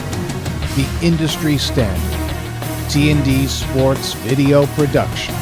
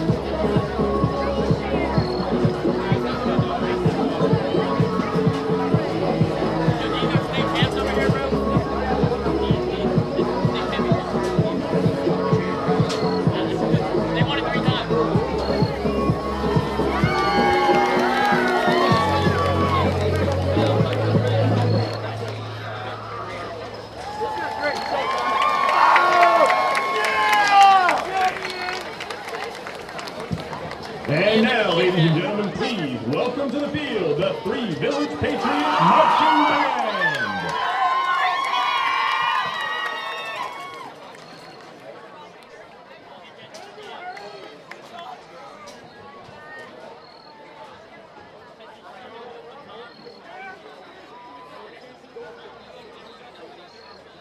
The band is directed by Dan Hayes, Assistant Director Brendan Meyer, Drumline Coordinator Michael Ayala, Color Guard Coordinator Jeannie Hill, and led by Drum Majors Emma Doyle, Charlie Cerna, Mason Camden, and Brian Lynn.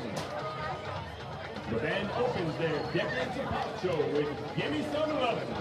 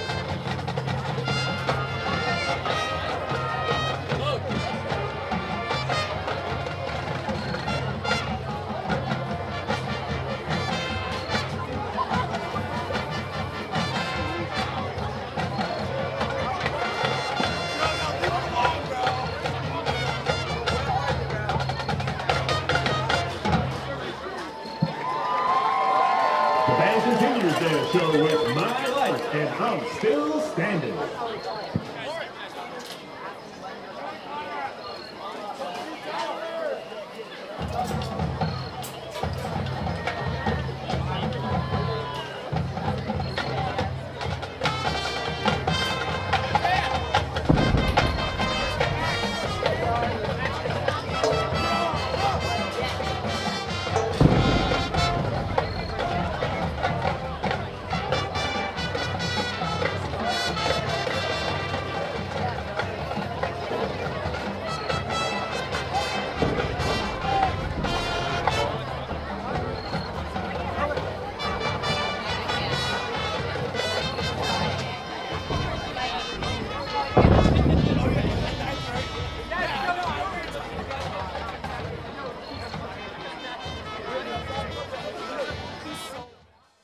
Greg Sarah back at Ward Melville High School in East Setauket at the National Football Foundation's Kickoff Classic, the second annual, joined by Dr. James Pacey of Orland and Cohen. It's great to have you on. It's great to be back for another season of high school football here on Long Island, Greg. How much fun are you having tonight? Oh, this is awesome. What a great environment here at Ward Melville High School. Two perennial powerhouse franchises between Ward Melville and Longwood, and two schools that we've been taking care of for a long time, so it's great to see them out here competing. Now, I always wanted to ask you, why is it so important for your organization to be involved so heavily in high school sports? You know, for us, being a part of the community, this is just one of the ways that we give back. We get support from the community. It's important for us to give back to the community that supports us. And growing up on Long Island, being a high school football player on Long Island, there's no place I like to be more than on a football field on a Friday night. A couple of short quarterbacks here in the booth. Exactly.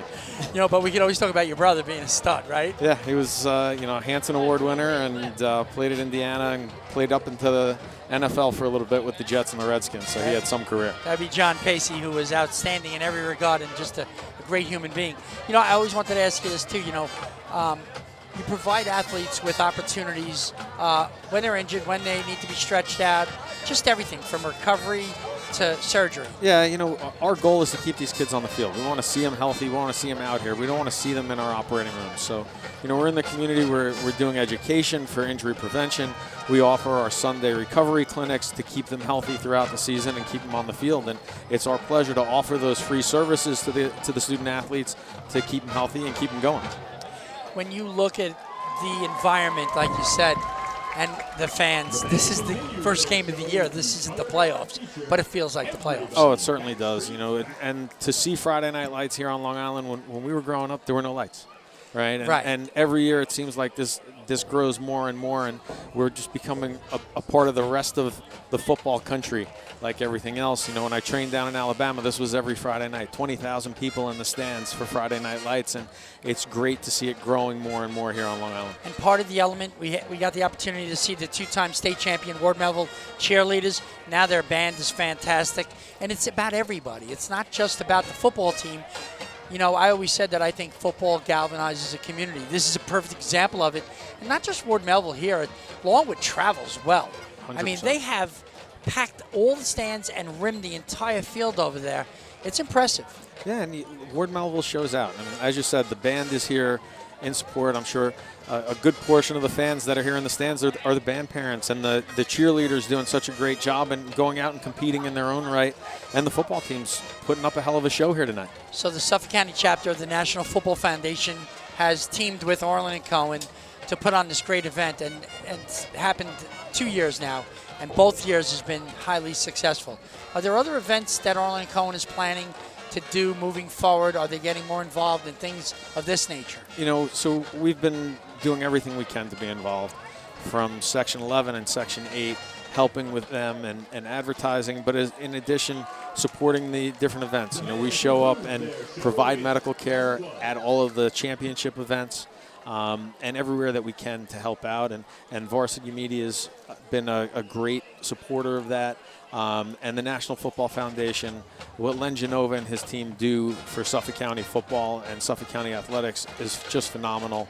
And really beyond the boys now, on the girls' side in the spring, what they've done for women's flag football has been amazing as well. So it's a pleasure for us to be involved with the National Football Foundation and Suffolk County and Nassau County sports. Great first event with flag football this year. The quarterback challenge is phenomenal. I love that. It's always fun. What a great day. It's like a key for us because at Newsday we get to see all the top quarterbacks, boys and girls, before the season starts. It's like a cheat code. Yeah, and the kids love it. I mean, they absolutely love having that opportunity in the summer to go out and compete before the season and test their skills. And, it builds community because now all the quarterbacks know each other going into the season.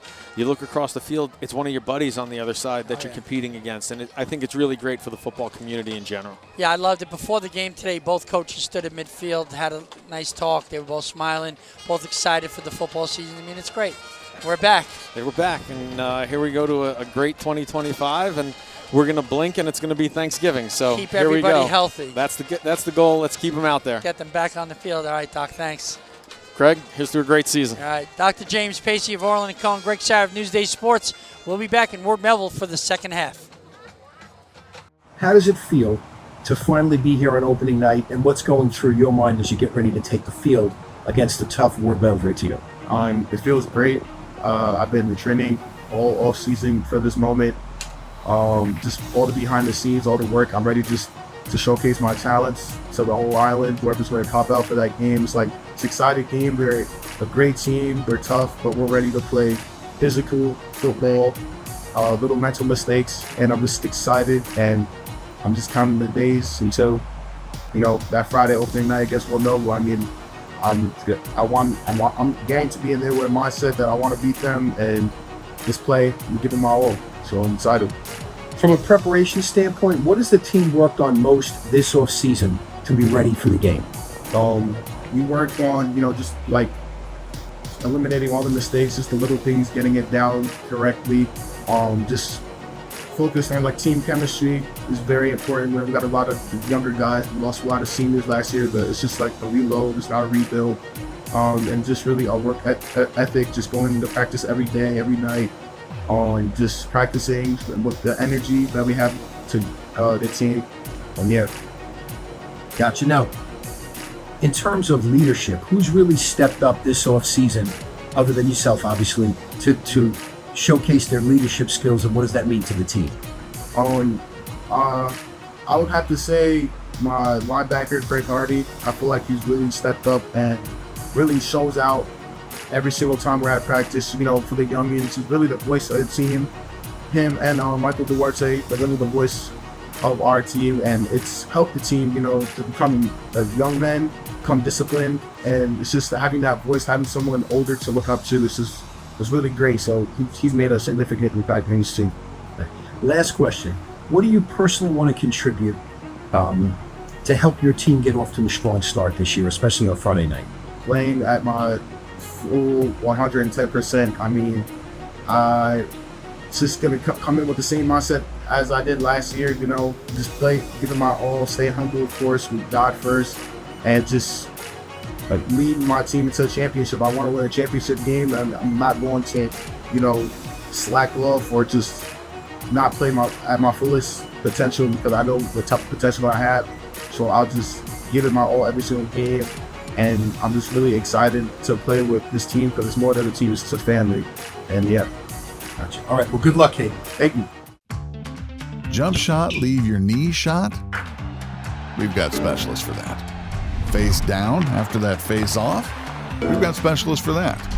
Half pipe, leave you full of pain? We've got specialists for that. Orland & Cohen's top orthopedic team has specialized expertise and extensive training from the nation's premier programs in sports medicine, knee, shoulder, hip, spine, hand, foot, and ankle, so you can feel better, faster.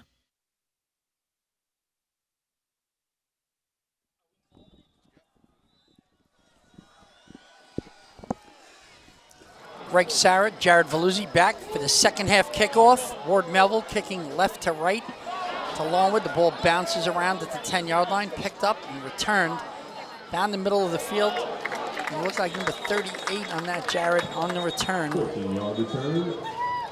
get a name there. Dior Corson, number 38. Brings the ball out to around the 22, 23-yard line as we get going here in the third quarter of a highly entertaining Suffolk Division I football game. It's a season opener. The National Football Foundation's Kickoff Classic, presented by Orland & Cohen here on T&D Sports Video. So your thoughts on the first half? Yeah, I mean, other than the fact it was very entertaining, it was just so impressive, with the Ward Melville offense, what they were able to do. For those just joining us, Joey Karpowicz, an electric kick return for a touchdown, a passing touchdown. Their defense has also been solid, but Kine Sorori and this Longwood offense right now looking to bounce back. They've had some good plays as well. Ryan Green under center. They go off tackle right. Nothing doing. It'll bring up second down and 10. Again, Sawari for no gain. He had a big run in the first half for a 51-yard touchdown. The lone touchdown for Longwood. It tied the score at 7. We were only 7:31 left in the first quarter. We were 4.5 minutes in, and we were already 7-7. Two outstanding drives. Ward Melville opening the season with a great drive of 8 plays, 69 yards, capped by a 7-yard Joey Benedetto touchdown run, and then Kion Sawari's electrifying 51-yard touchdown run to make it 7-7 there in the first quarter. And the teams weren't done. Ryan Green back to pass, throws over the middle, incomplete. Intended for number 1, Giovanni Johnson. He had a couple of nice catches in the first half. And then Ward Melville takes the lead immediately after Longwood tied the score at 7 on a Joey Karpowicz 82-yard kickoff return. That made it 14-7.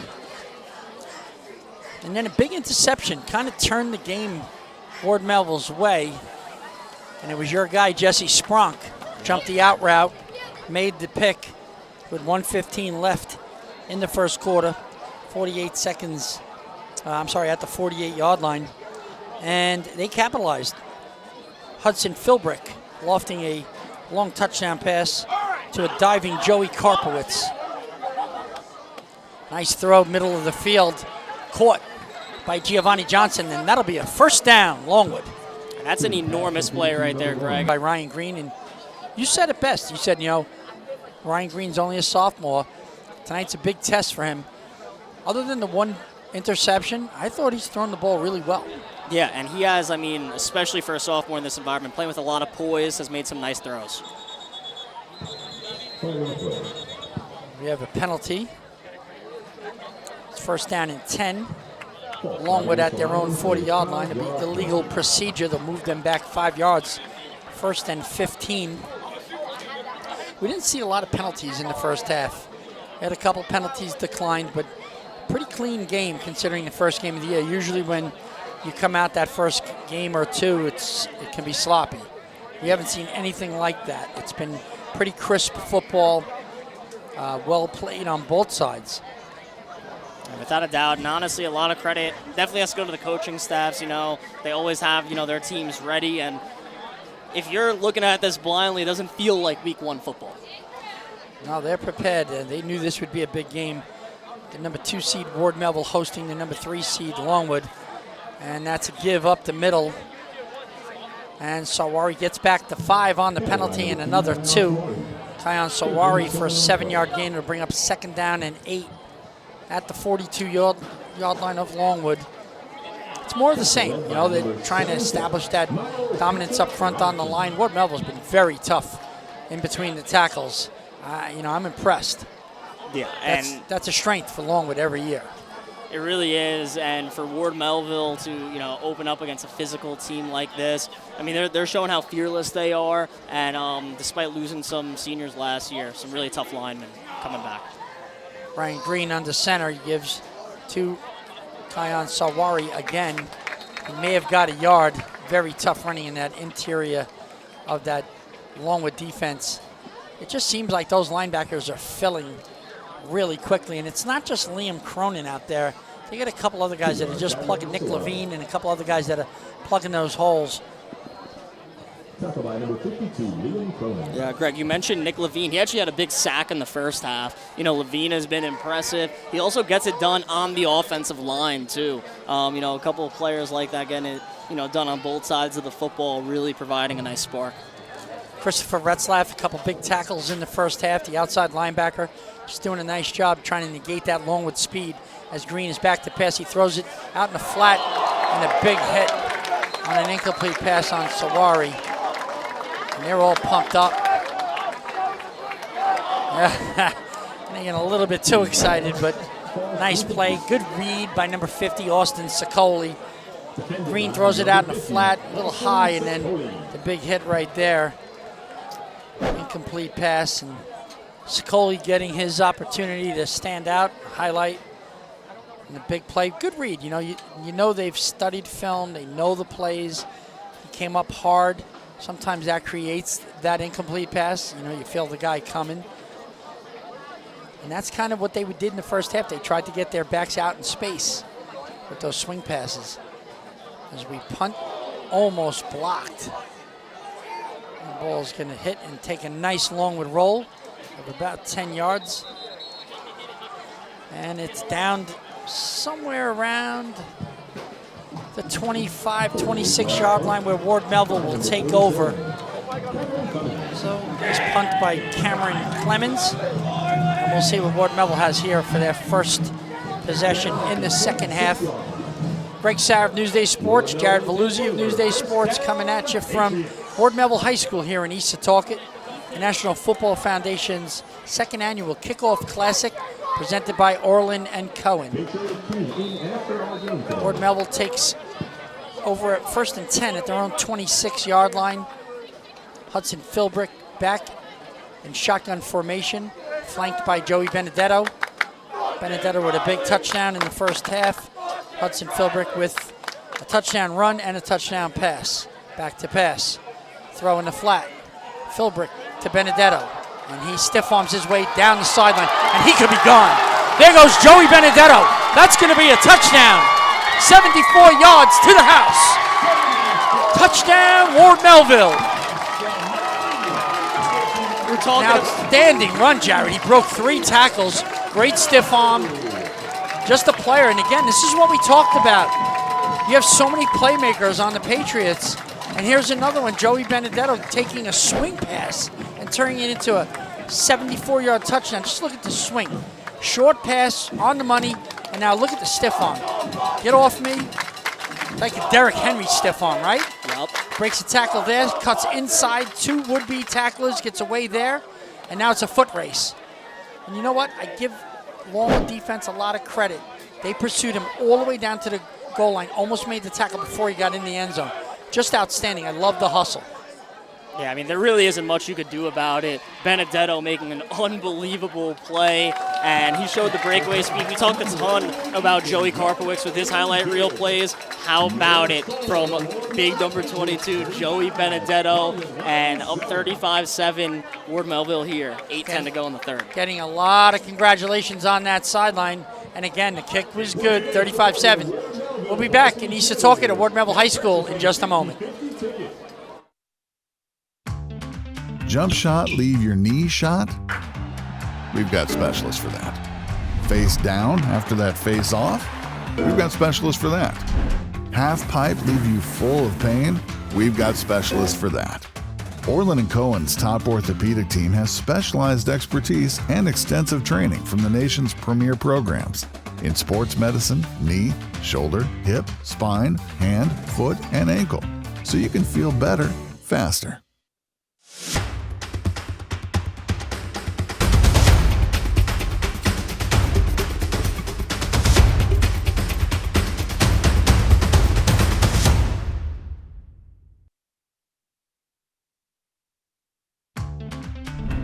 Not feeling the love after your last tennis match? We've got specialists for that. Running for the train, derail your knee? We've got specialists for that. Diving after that grounder, leaving you grounded? We've got specialists for that. Orland & Cohen's top orthopedic team has specialized expertise and extensive training.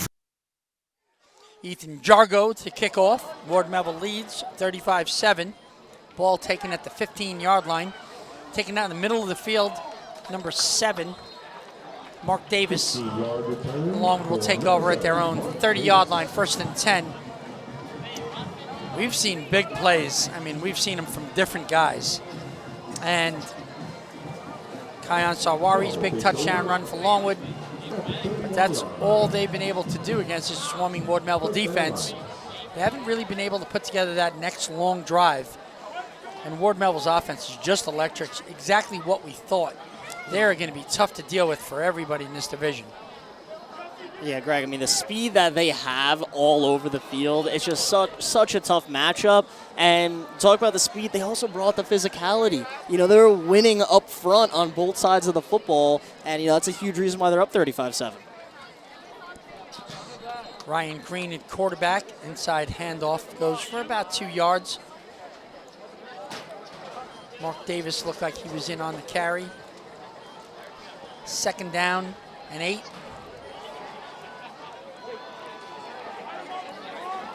Not easy when you come out on fire. You're tied 7-7 first 4.5 minutes of the game. And it's really been all Ward Melville since. We have 7:35 remaining here in the third quarter. And now Longwood's got to show that heart. They have that on their helmets. It says heart. And they got to go out there and show the heart that they have. These guys will not give up, and like you said, they're young. They're learning today. This is a big learning opportunity. Big hit in the middle of the field again to carry Mark Davis up the middle for another 2 yards. Maybe 3rd and a long 6, maybe 7. Yeah, you know, Davis is a guy I'm pretty excited to see just in general. You know, he's one of those sophomores, but he was good on JV last year. He got pulled up for the varsity playoffs, and just a guy who could really, you know, come in with a big spark. And he's going to complement, you know, Kiyan Sawari very well, especially in the future. They got both of those guys for another season. Well, this is his opportunity, right? This is a chance to go out there and show the coaches you belong on the field. Still has Craig Hardy blocking in front of him. Here's your swing. A nice throw right on the money. Good move. You got to go upfield. You know, and again, you learn.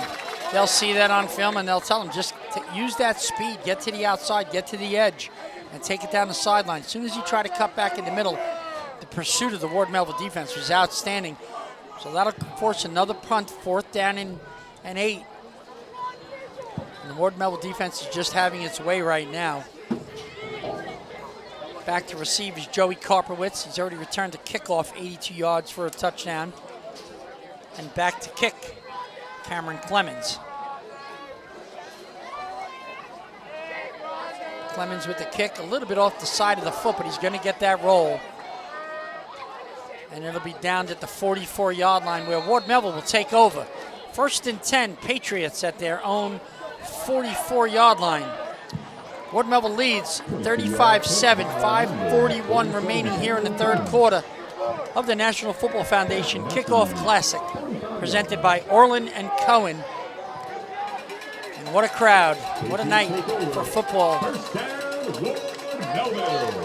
2025 opens in a big way. Big games all over the island. Congratulations to Deer Park. 22-21 win over Copeg on Thursday evening, breaking a 13-game losing streak. Congratulations to the Falcons and their coaching staff. Has to be exciting for those boys. Yeah, it's a huge win for them. Especially this season, they have a lot of new faces, so to come out and get a win to start the season, enormous for the Falcons. So an inside handoff to number 23, Tony Gorski, getting a little bit of love. And they've changed out. We got a flag on the play. Looks like it's going to be unsportsmanlike conduct. Let's see as they sort it out in which direction Charlie Groh is going to walk. Unsportsmanlike conduct against Longwood and against Ward Melville. It's going to be offsetting penalties. The ball will stay where it is. He doesn't have to use his steps on his Fitbit.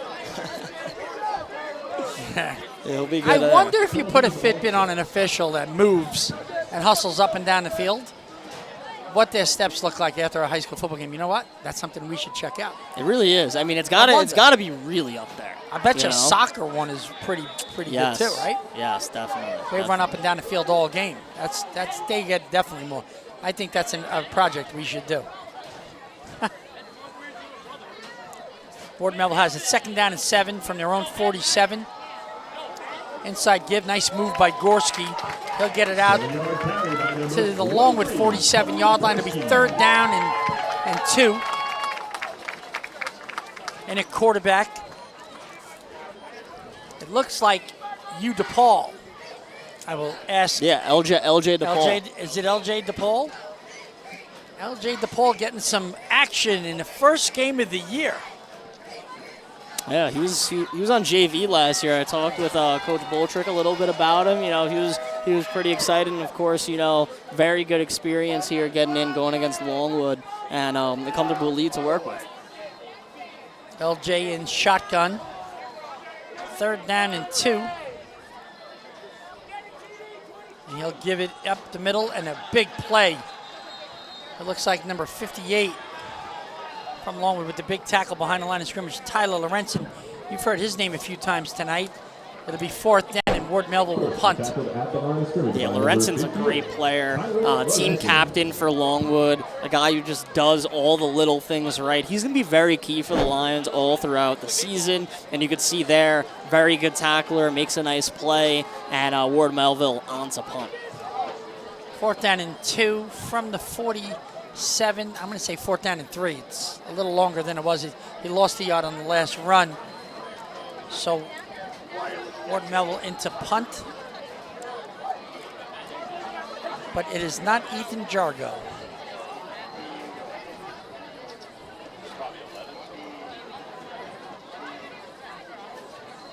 Yeah, it's Joey. Joey Karpowitz with the punt. He does everything. Oh! Muffed kick, but covered.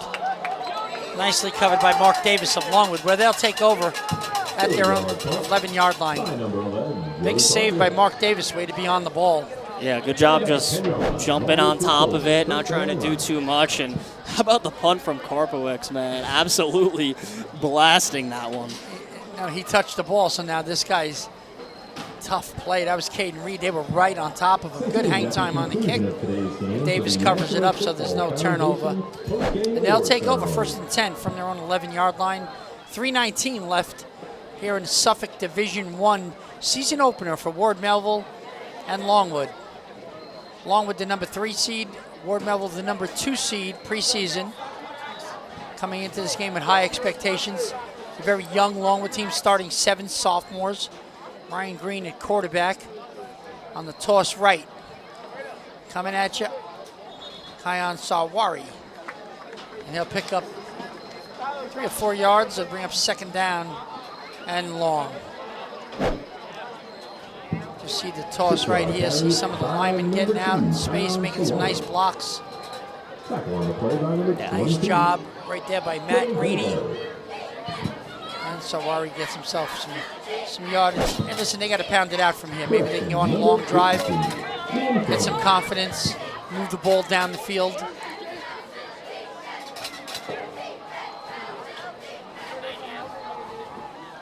That offensive line anchored by Tyler Lorenzen, who's had a really good day on defense.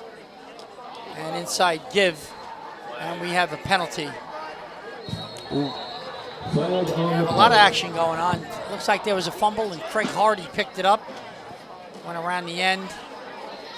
But whistles are blown, flags are flying. They're going to have to sort this out. What'd you say? Yeah, I mean, I think the ball is definitely on the carpet. We'll take another look at it here. Oh, big face mask. Yeah, some helmets flying. Hardy was still with it. No fumble. Yeah, no fumble. His helmet came off because somebody latched on. That's a 15-yard penalty.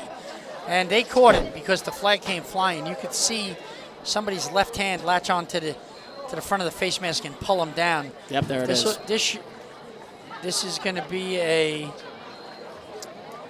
big penalty. Look at this. From the end of the run. It's a big one, 15-yard kind. It's going to move it out to about the 44-yard line. 1st and 10, Longwood. That's why his helmet was all over the place. He actually tried to fix it while he was running. That's a tough guy, Craig Hardy, fullback. Yeah, that's what Hardy brings to the football field. You know, it doesn't really matter what the situation is. He's running as hard as he can every single time. And let's see what Longwood could do here after the penalty. You know, they're 15 yards, automatic first down. Let's see what the Lions got here. Handoff up the middle, and again, they'll get a yard. That'll be Sawari for the yard. We're under 2 minutes now. Our clock is off by a few seconds. 2nd down and 8. Nice placement. And now we moved it back. Who's on the box over there? Is that Lou Petrucci, the baseball coach? Yeah, it's hard to tell. He's over there. Lou's in charge wherever he goes.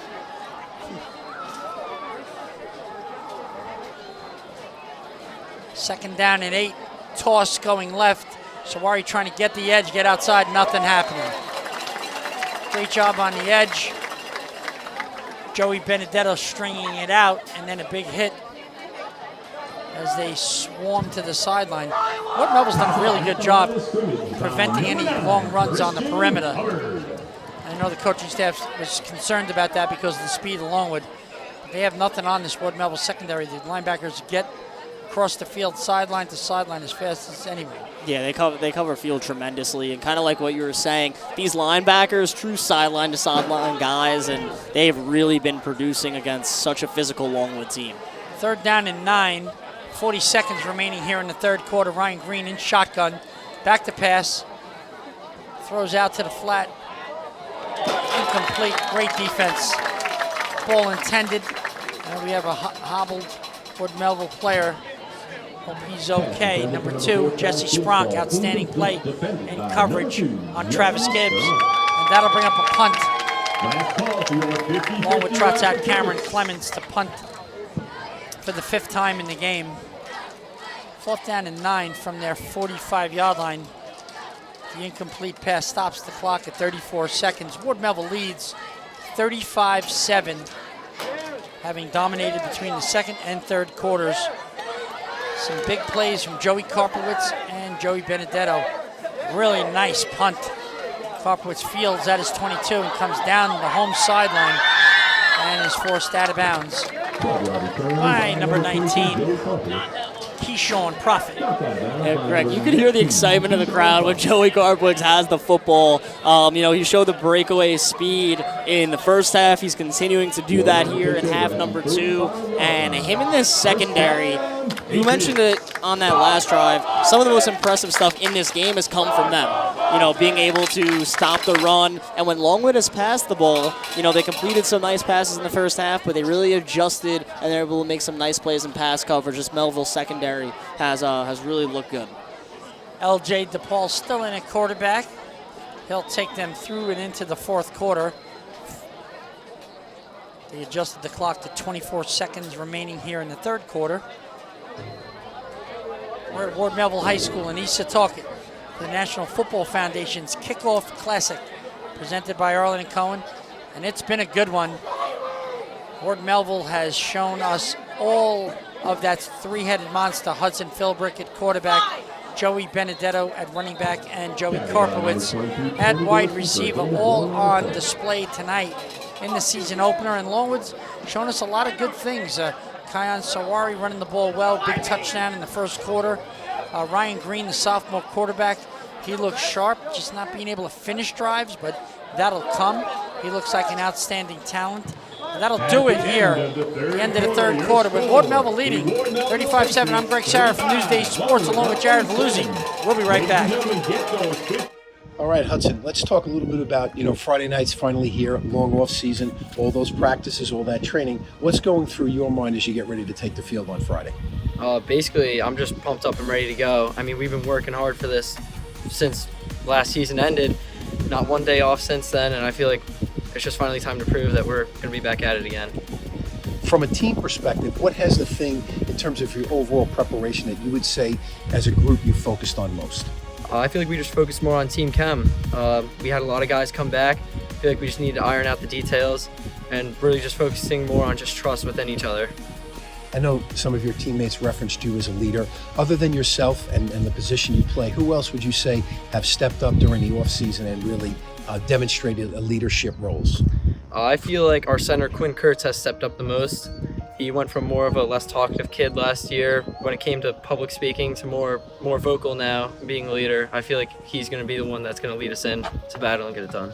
Great. Last thing, from a personal standpoint, I know it's not necessarily about statistics for you, it's about winning, but what do you most want to contribute to help your team get off to a strong start on Friday night?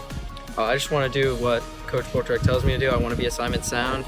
I feel like if I just do my job and trust everybody else that they do their job, I feel like we're definitely going to come out with a win on Friday. All right. Congratulations. Thank you. On the off season, and good luck.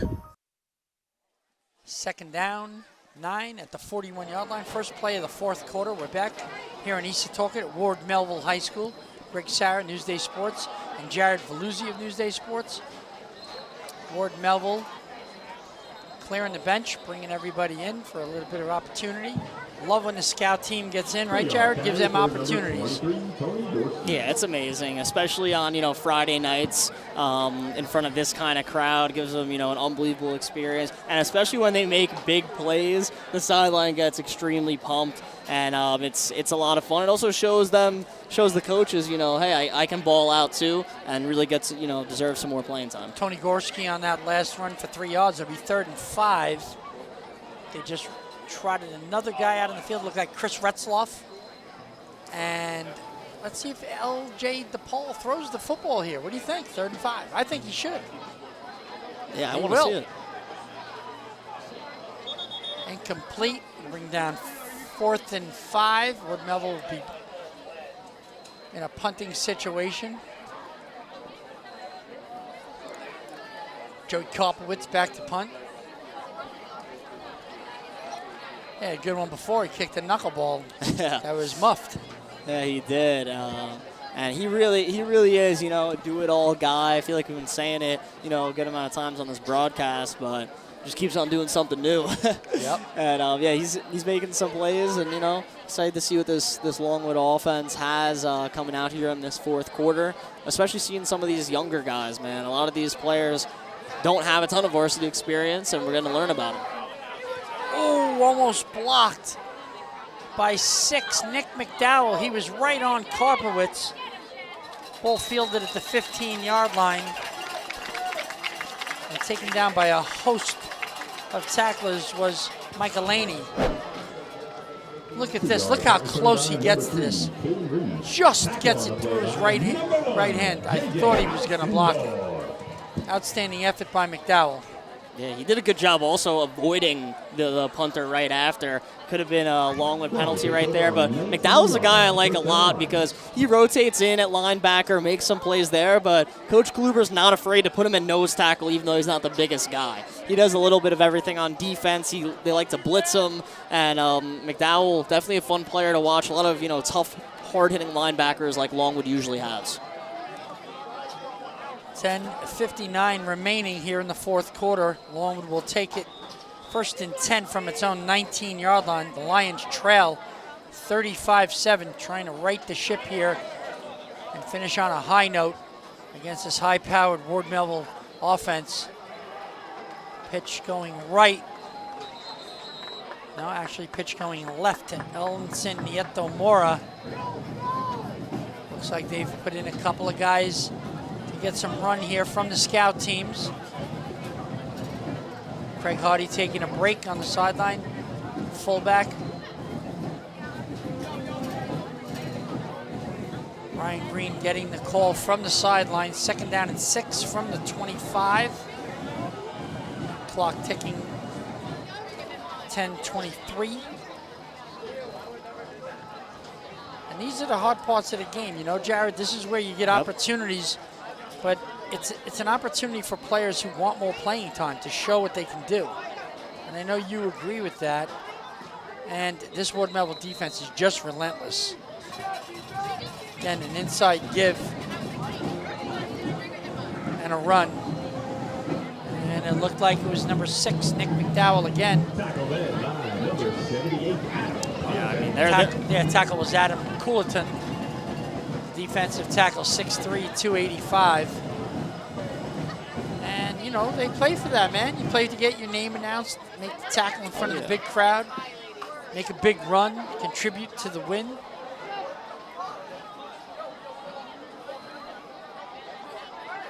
Longwood faces 3rd and 4 from its 26. Green is going to roll to the right.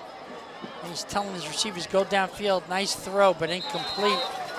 I like that. Good poise under pressure, being chased out of the pocket. Telling his receivers, directing traffic, trying to make something happen. Good coverage downfield, so it didn't happen. And it'll be an incomplete pass, and Longwood will have to punt it again. And Green, I mentioned, he's very poised, but also, obviously that was incomplete, but he's made some good throws on the run. Which is, never easy to do. So I'm really excited to see, what he does, not only the rest of the season, but also the rest of his career at Longwood. And especially with these Ward Melville guys coming out on offense, like LJ DePaul, excited for them as well. Cameron Clemens with another punt. He's had a lot of work tonight. Nice kick, another good roll. Down to the 35 of Ward Melville, where they'll take over. 1st and 10. When we come back, here at Ward Melville High School in East Setauket, you're watching the National Football Foundation's Kickoff Classic presented by Orland and Cohen. Not feeling the love after your last tennis match? We've got specialists for that. Running for the train, derail your knee? We've got specialists for that. Diving after that grounder leaving you grounded? We've got specialists for that. Orland & Cohen's top orthopedic team has specialized expertise and extensive training from the nation's premier programs in sports medicine, knee, shoulder, hip, spine, hand, foot, and ankle. So you can feel better, faster.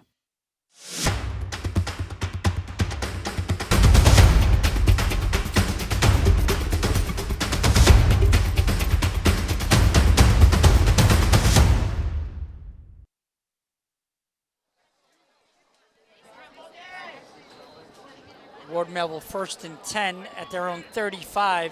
9:09 remaining here in the Suffolk Division I season opener for both teams. Tackle made in the backfield by number 58, Tyler Lawrence, and he's had a heck of a game.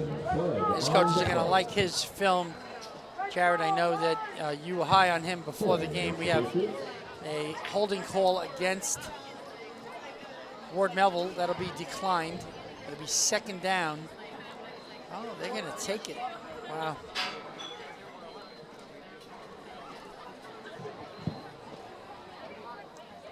the referees sort this out. It'll be 2nd down and 16 from the 30, the 30-yard line.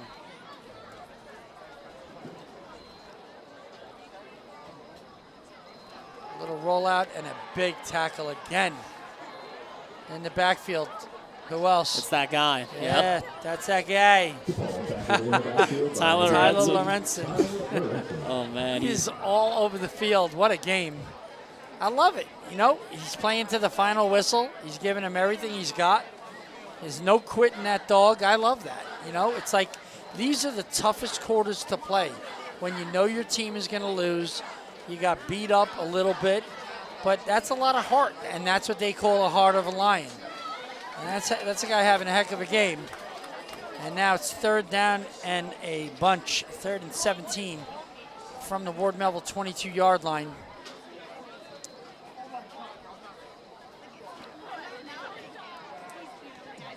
L.J. DePaul, again on the run, coming outside. Stopped for about a 4-yard gain. And on the tackle, Travis Gibbs. It'll bring up 4th down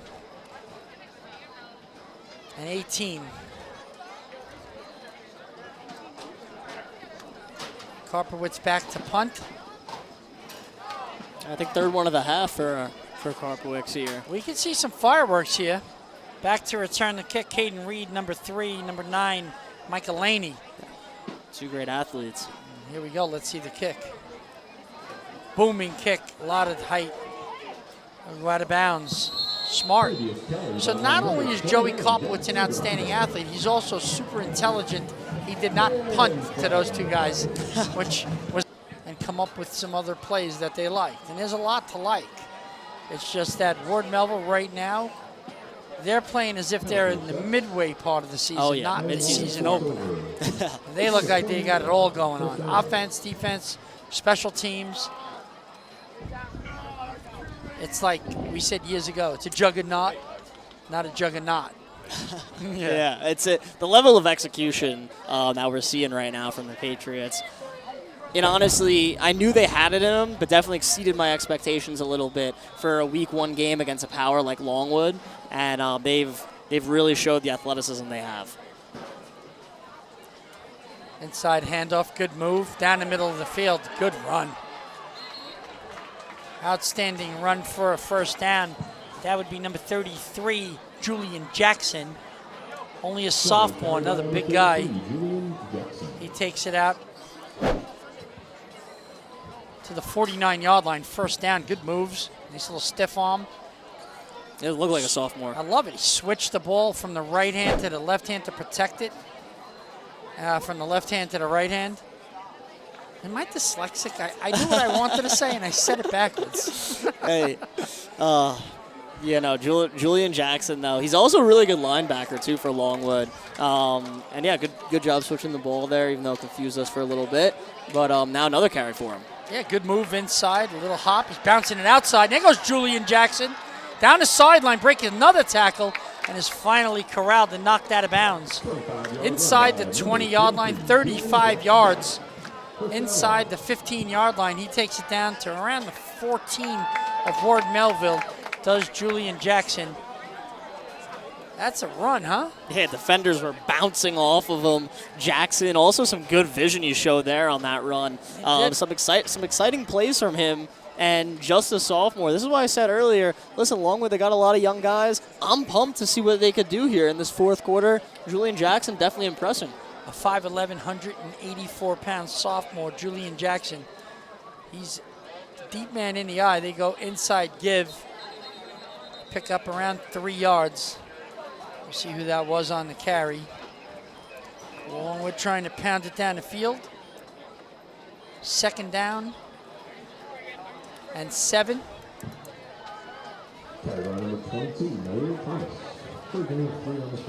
I like it. Both coaches doing the right thing, giving opportunities to players on both squads to get some playing time.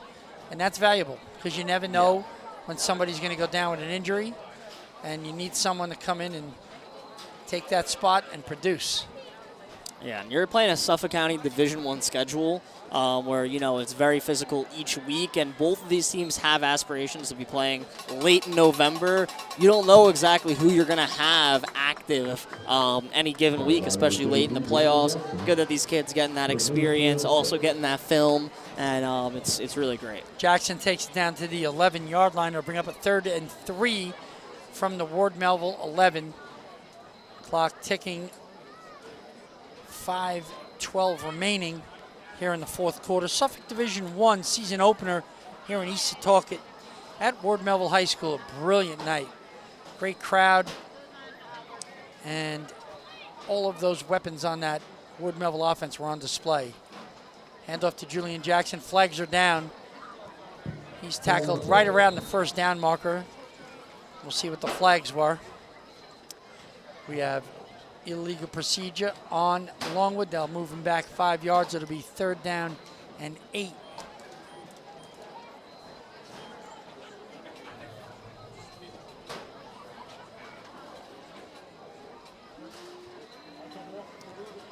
As Charlie Grow tells the Ward Melville sideline what we have. Again, it's procedure. And 3rd down and 8. They march the ball back to the 16-yard line of Ward Melville. All right, Jared, what happens here? Does Julian Jackson get his first varsity touchdown? I mean, the way he's been running the ball on this drive, I wouldn't be surprised if they go back to him. I would. He looks good. He does. 3rd down and 8. Longwood at the 16-yard line of Ward Melville. Fourth quarter. Julian Jackson a handoff. He cuts it up inside, and he's going to be tackled at around the 12. He gets back to penalty yardage. It'll bring up 4th down and 4. So we got the prediction right on that play with the give to Jackson. Just got caught up before that end zone. We didn't get it right. Well, if he busts a touchdown now, we got it right. Yeah, the type of play, but yeah. Let's see how tough this Ward Melville defense can be right here. Bunch of guys with an opportunity to show them they can play defense. Gives them some depth. Division I's tough, man. You need to have guys that can get out there and get the job done. Quarterback Makai Jacobs under center. Handoff to Julian Jackson. Again, takes it inside, reaches out for that first down. Let's see if he got enough. It was a 4th down and 4 run. Officials waving time stopped. They placed the ball. First down. Ward Melville. They turned it over on downs. Came up a yard short. So we'll have to wait till the next series to see if Julian Jackson can get that first touchdown. He's going to be one of those guys. I think he's really good. Yes. No, he's a player, and I think he's a guy, especially, if Longwood gets in a rhythm of just running the ball a lot in these games, controlling clock, Jackson's going to be used. And, he made some plays here today, and, he did a good job.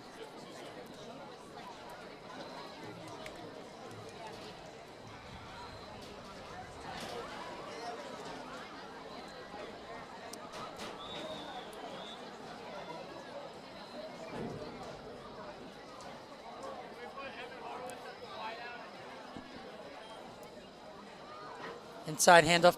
Looks like Tony Gorski tries to get outside. Big tackle. Longwood still playing that tough defense. It'll be 2nd down 11. And Jared, we're tasked with naming the offensive and defensive players of the game. Who do you like defensively? It's going to be tough. Ward Melville, they had a couple of guys that were just, all around the football today. One guy that I've been highlighting a lot tonight was Jesse Spronk. He had that big interception. But, Liam Cronin and, the linebackers were also around the football a ton. And, of course, they did their thing on defensive line. So it's interesting. I feel like we could go several directions. Good debate. How about Miles Hatcher Robertson? Yes. He's had a great game. Yeah, it's a tough one, tough call, and outside run. This is a nice run right here. Good blocking on the outside. He's going to go down the sideline and pick up big yardage on a first down. You got to love that. That was Jackson Grande. little silliness going on. And they quickly disperse all the players. It'll be a 15-yard penalty on somebody. A little bit of a late hit. Nice run. Don't let it take away from Jackson Grande's run, right? Yeah, I was going to say, what a terrific play by him. How about the speed to the outside there and some great blocking? That's been a huge story for this one, allowing runners to have some space and, yeah, a big gain and then, some extracurriculars afterwards, but we'll focus on the run. Nice play there for Ward Melville. An excellent 30-yard run. They'll tack on a 15-yard penalty. Great block on the outside. Did you get the number of the block on the outside? I was looking, but that was tough. an excellent block on the perimeter. And right now the referees are trying to figure it out and explain to Coach Boltrek what he saw on the bench. Maybe it'll be offsetting. So let's go back to our debate over we have a little defensive player. You like Spronk and you like Cronin, right? Yeah, I mean, I like both those, but Hatcher Robinson is a guy who, really made a statement here tonight. I thought so. He really did. He had us fooled. He was number 75 coming in. Yeah. And then he went to number 77, but we figured it out. Yes. We had a little bit of help with that. Hey, guys, when you change your jersey number, you got to let us know. So I think we should go with Miles Hatcher Robertson. I think he's had a great game. They've stopped the running game, save for that one long touchdown. But overall, they've been amazing up front. What do you think? Oh, 100%. I mean, especially you're going against the Longwood team that puts so much emphasis of, dominating the line of scrimmage, and they usually do. But tonight, Ward Melville had the advantage, and a lot of it started with those defensive linemen being able to stuff the run, and Miles Hatcher Robinson was the guy who anchored it. Okay, now, if you're going to go with Hatcher Robertson, then I'm going to ask you who the offensive MVP is, and that's tough. So it's interesting, right? Because Joey Karpwick's had a couple incredible plays, right? 2 highlight reel touchdowns that, I feel like me and you are going to talk about again, right? Yeah. So that was phenomenal. But then Hudson Philbrook, of course, showed what he has in his new tool bag with him running the ball. He threw some beautiful passes. And then Joe Benedetto, on his own right, had 2 big touchdowns, was moving the rock, and had a breakaway one that really, created a big lead. So I'm going to defer to you. I know who I think it should be, and I have my reasons why. Who do you like? I think, and it's just tough because I wanted to go with Karpowicz because of the flashiness, but I think I'm going to go with Joe Benedetto just because that first drive really set the tone, right? Absolutely. And he was a huge part of it. He was running really hard, and that touchdown in the second half, man. For a rookie, you're good. Super impressive. I'm trying. I love it. Yeah, I agree with you. Joey Benedetto set the tone in the game. They came out and surprised everybody with him and Wildcat. They basically threw a little bit of a curve at the Longwood coaching staff, and it worked out. Benedetto was fantastic. Had me fooled. Me too. Yeah, it really did. I'm like, I was crying because I said I couldn't see the numbers. Yeah, no, it was good stuff, man. And Benedetto, he had a great game. It only took him 10 minutes to figure out the penalty call. They're finally going to get back to the action with 2:41 left. Oh, nice. Nice 30-yard run by Jackson Grande. And now to be 1st and 10 for Ward Melville at the Longwood 46-yard line. Cooler heads have prevailed. Everybody's calmed down. Let's finish this game classy as LJ DePaul is in shotgun.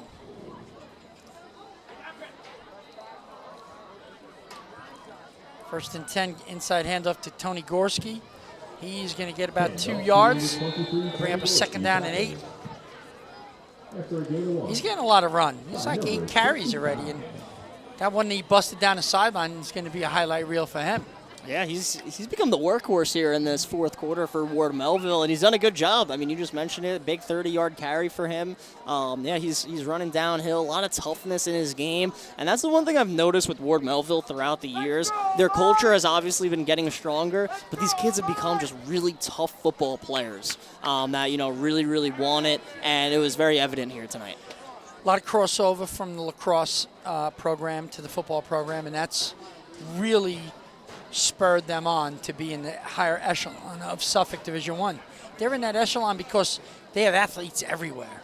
Yeah, I mean, a ton of players. And, like, you look at guys like Karpowicz, for instance, Cronin, and I'm sure there's plenty of others, multi-sport guys who are studs when it comes to baseball, lacrosse, and, you know, they're doing their thing here on the gridiron as well, making a whole ton of plays. Chris Retzlaff with a nice run up the middle for 5 yards. It'll bring up third down and a long 5 from the Longwood 45-yard line as the clock ticks down to 1:20.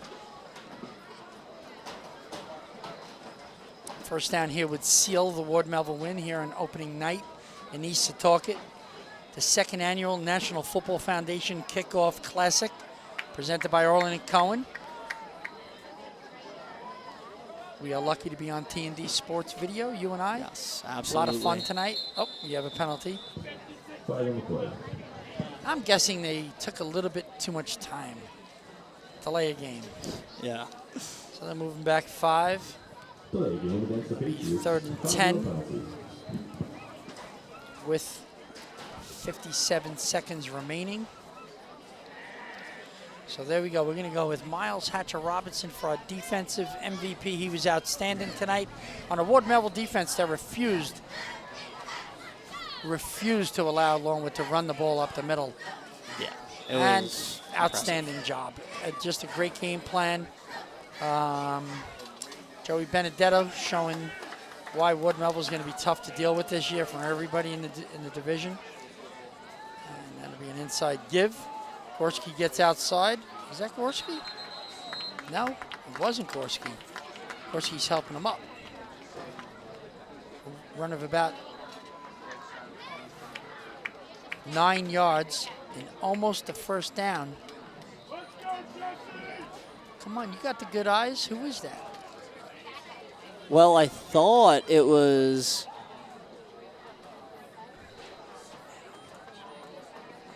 I thought it might have been 20, but... Looks like that's the final play of the game, Jared. Well, that'll do it here at Ward Melville High School. We'll go down and announce the MVPs on offense and defense. Ward Melville 35, Longwood 7. I'll leave it with you right now, Jared, as I go give out the awards. What an outstanding effort by the Patriots. Yeah, Ward Melville, a big statement here tonight under the lights in front of a packed crowd.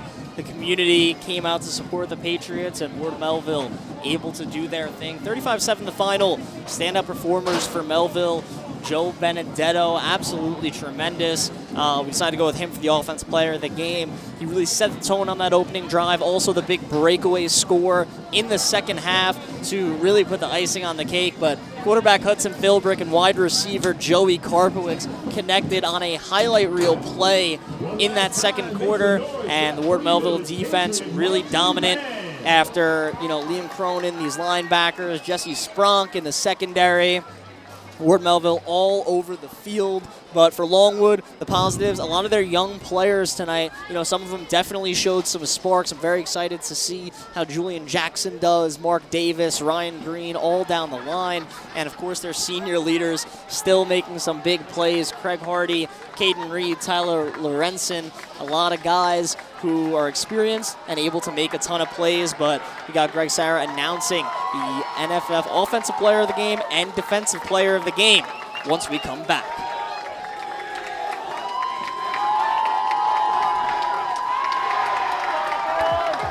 All right, Victor, first question in anticipation of Friday night. How does it feel finally for opening night to be here? And what's going through your mind as you get ready to take the field on Friday? Yeah, definitely. I mean, it's everything we've been working for, especially, knowing our week 1 opponent. It's kind of a similar situation to last year where we had a Sachem North team knocked us out of the playoffs 2 years ago, and then we got to knock on their front door and, blow the doors off and beat them for week 1. So for us, it's kind of a reverse kind of ideology, but we just got to continue and just not give up or anything. And Longwood can't come in here more fired up than us. So that's really just our mindset, just continuing what we know we got. Now, in terms of preparation, what has the team worked on most during the offseason to be ready for Friday night's opener? other than the same stuff of just building our team chemistry back up, we had such a young team, so we really had the same amount of guys, and the chemistry was already there. So for us, it was just, like working out the nitty gritty and just continuing the team chem and building back up the squad up front, especially since we lost such big leaders on the offensive line, especially. Gotcha. Okay, now in terms of leadership, who's really stepped up on the team during the off-season and through camp to help everyone bring them together and be prepared for the opener on Friday night?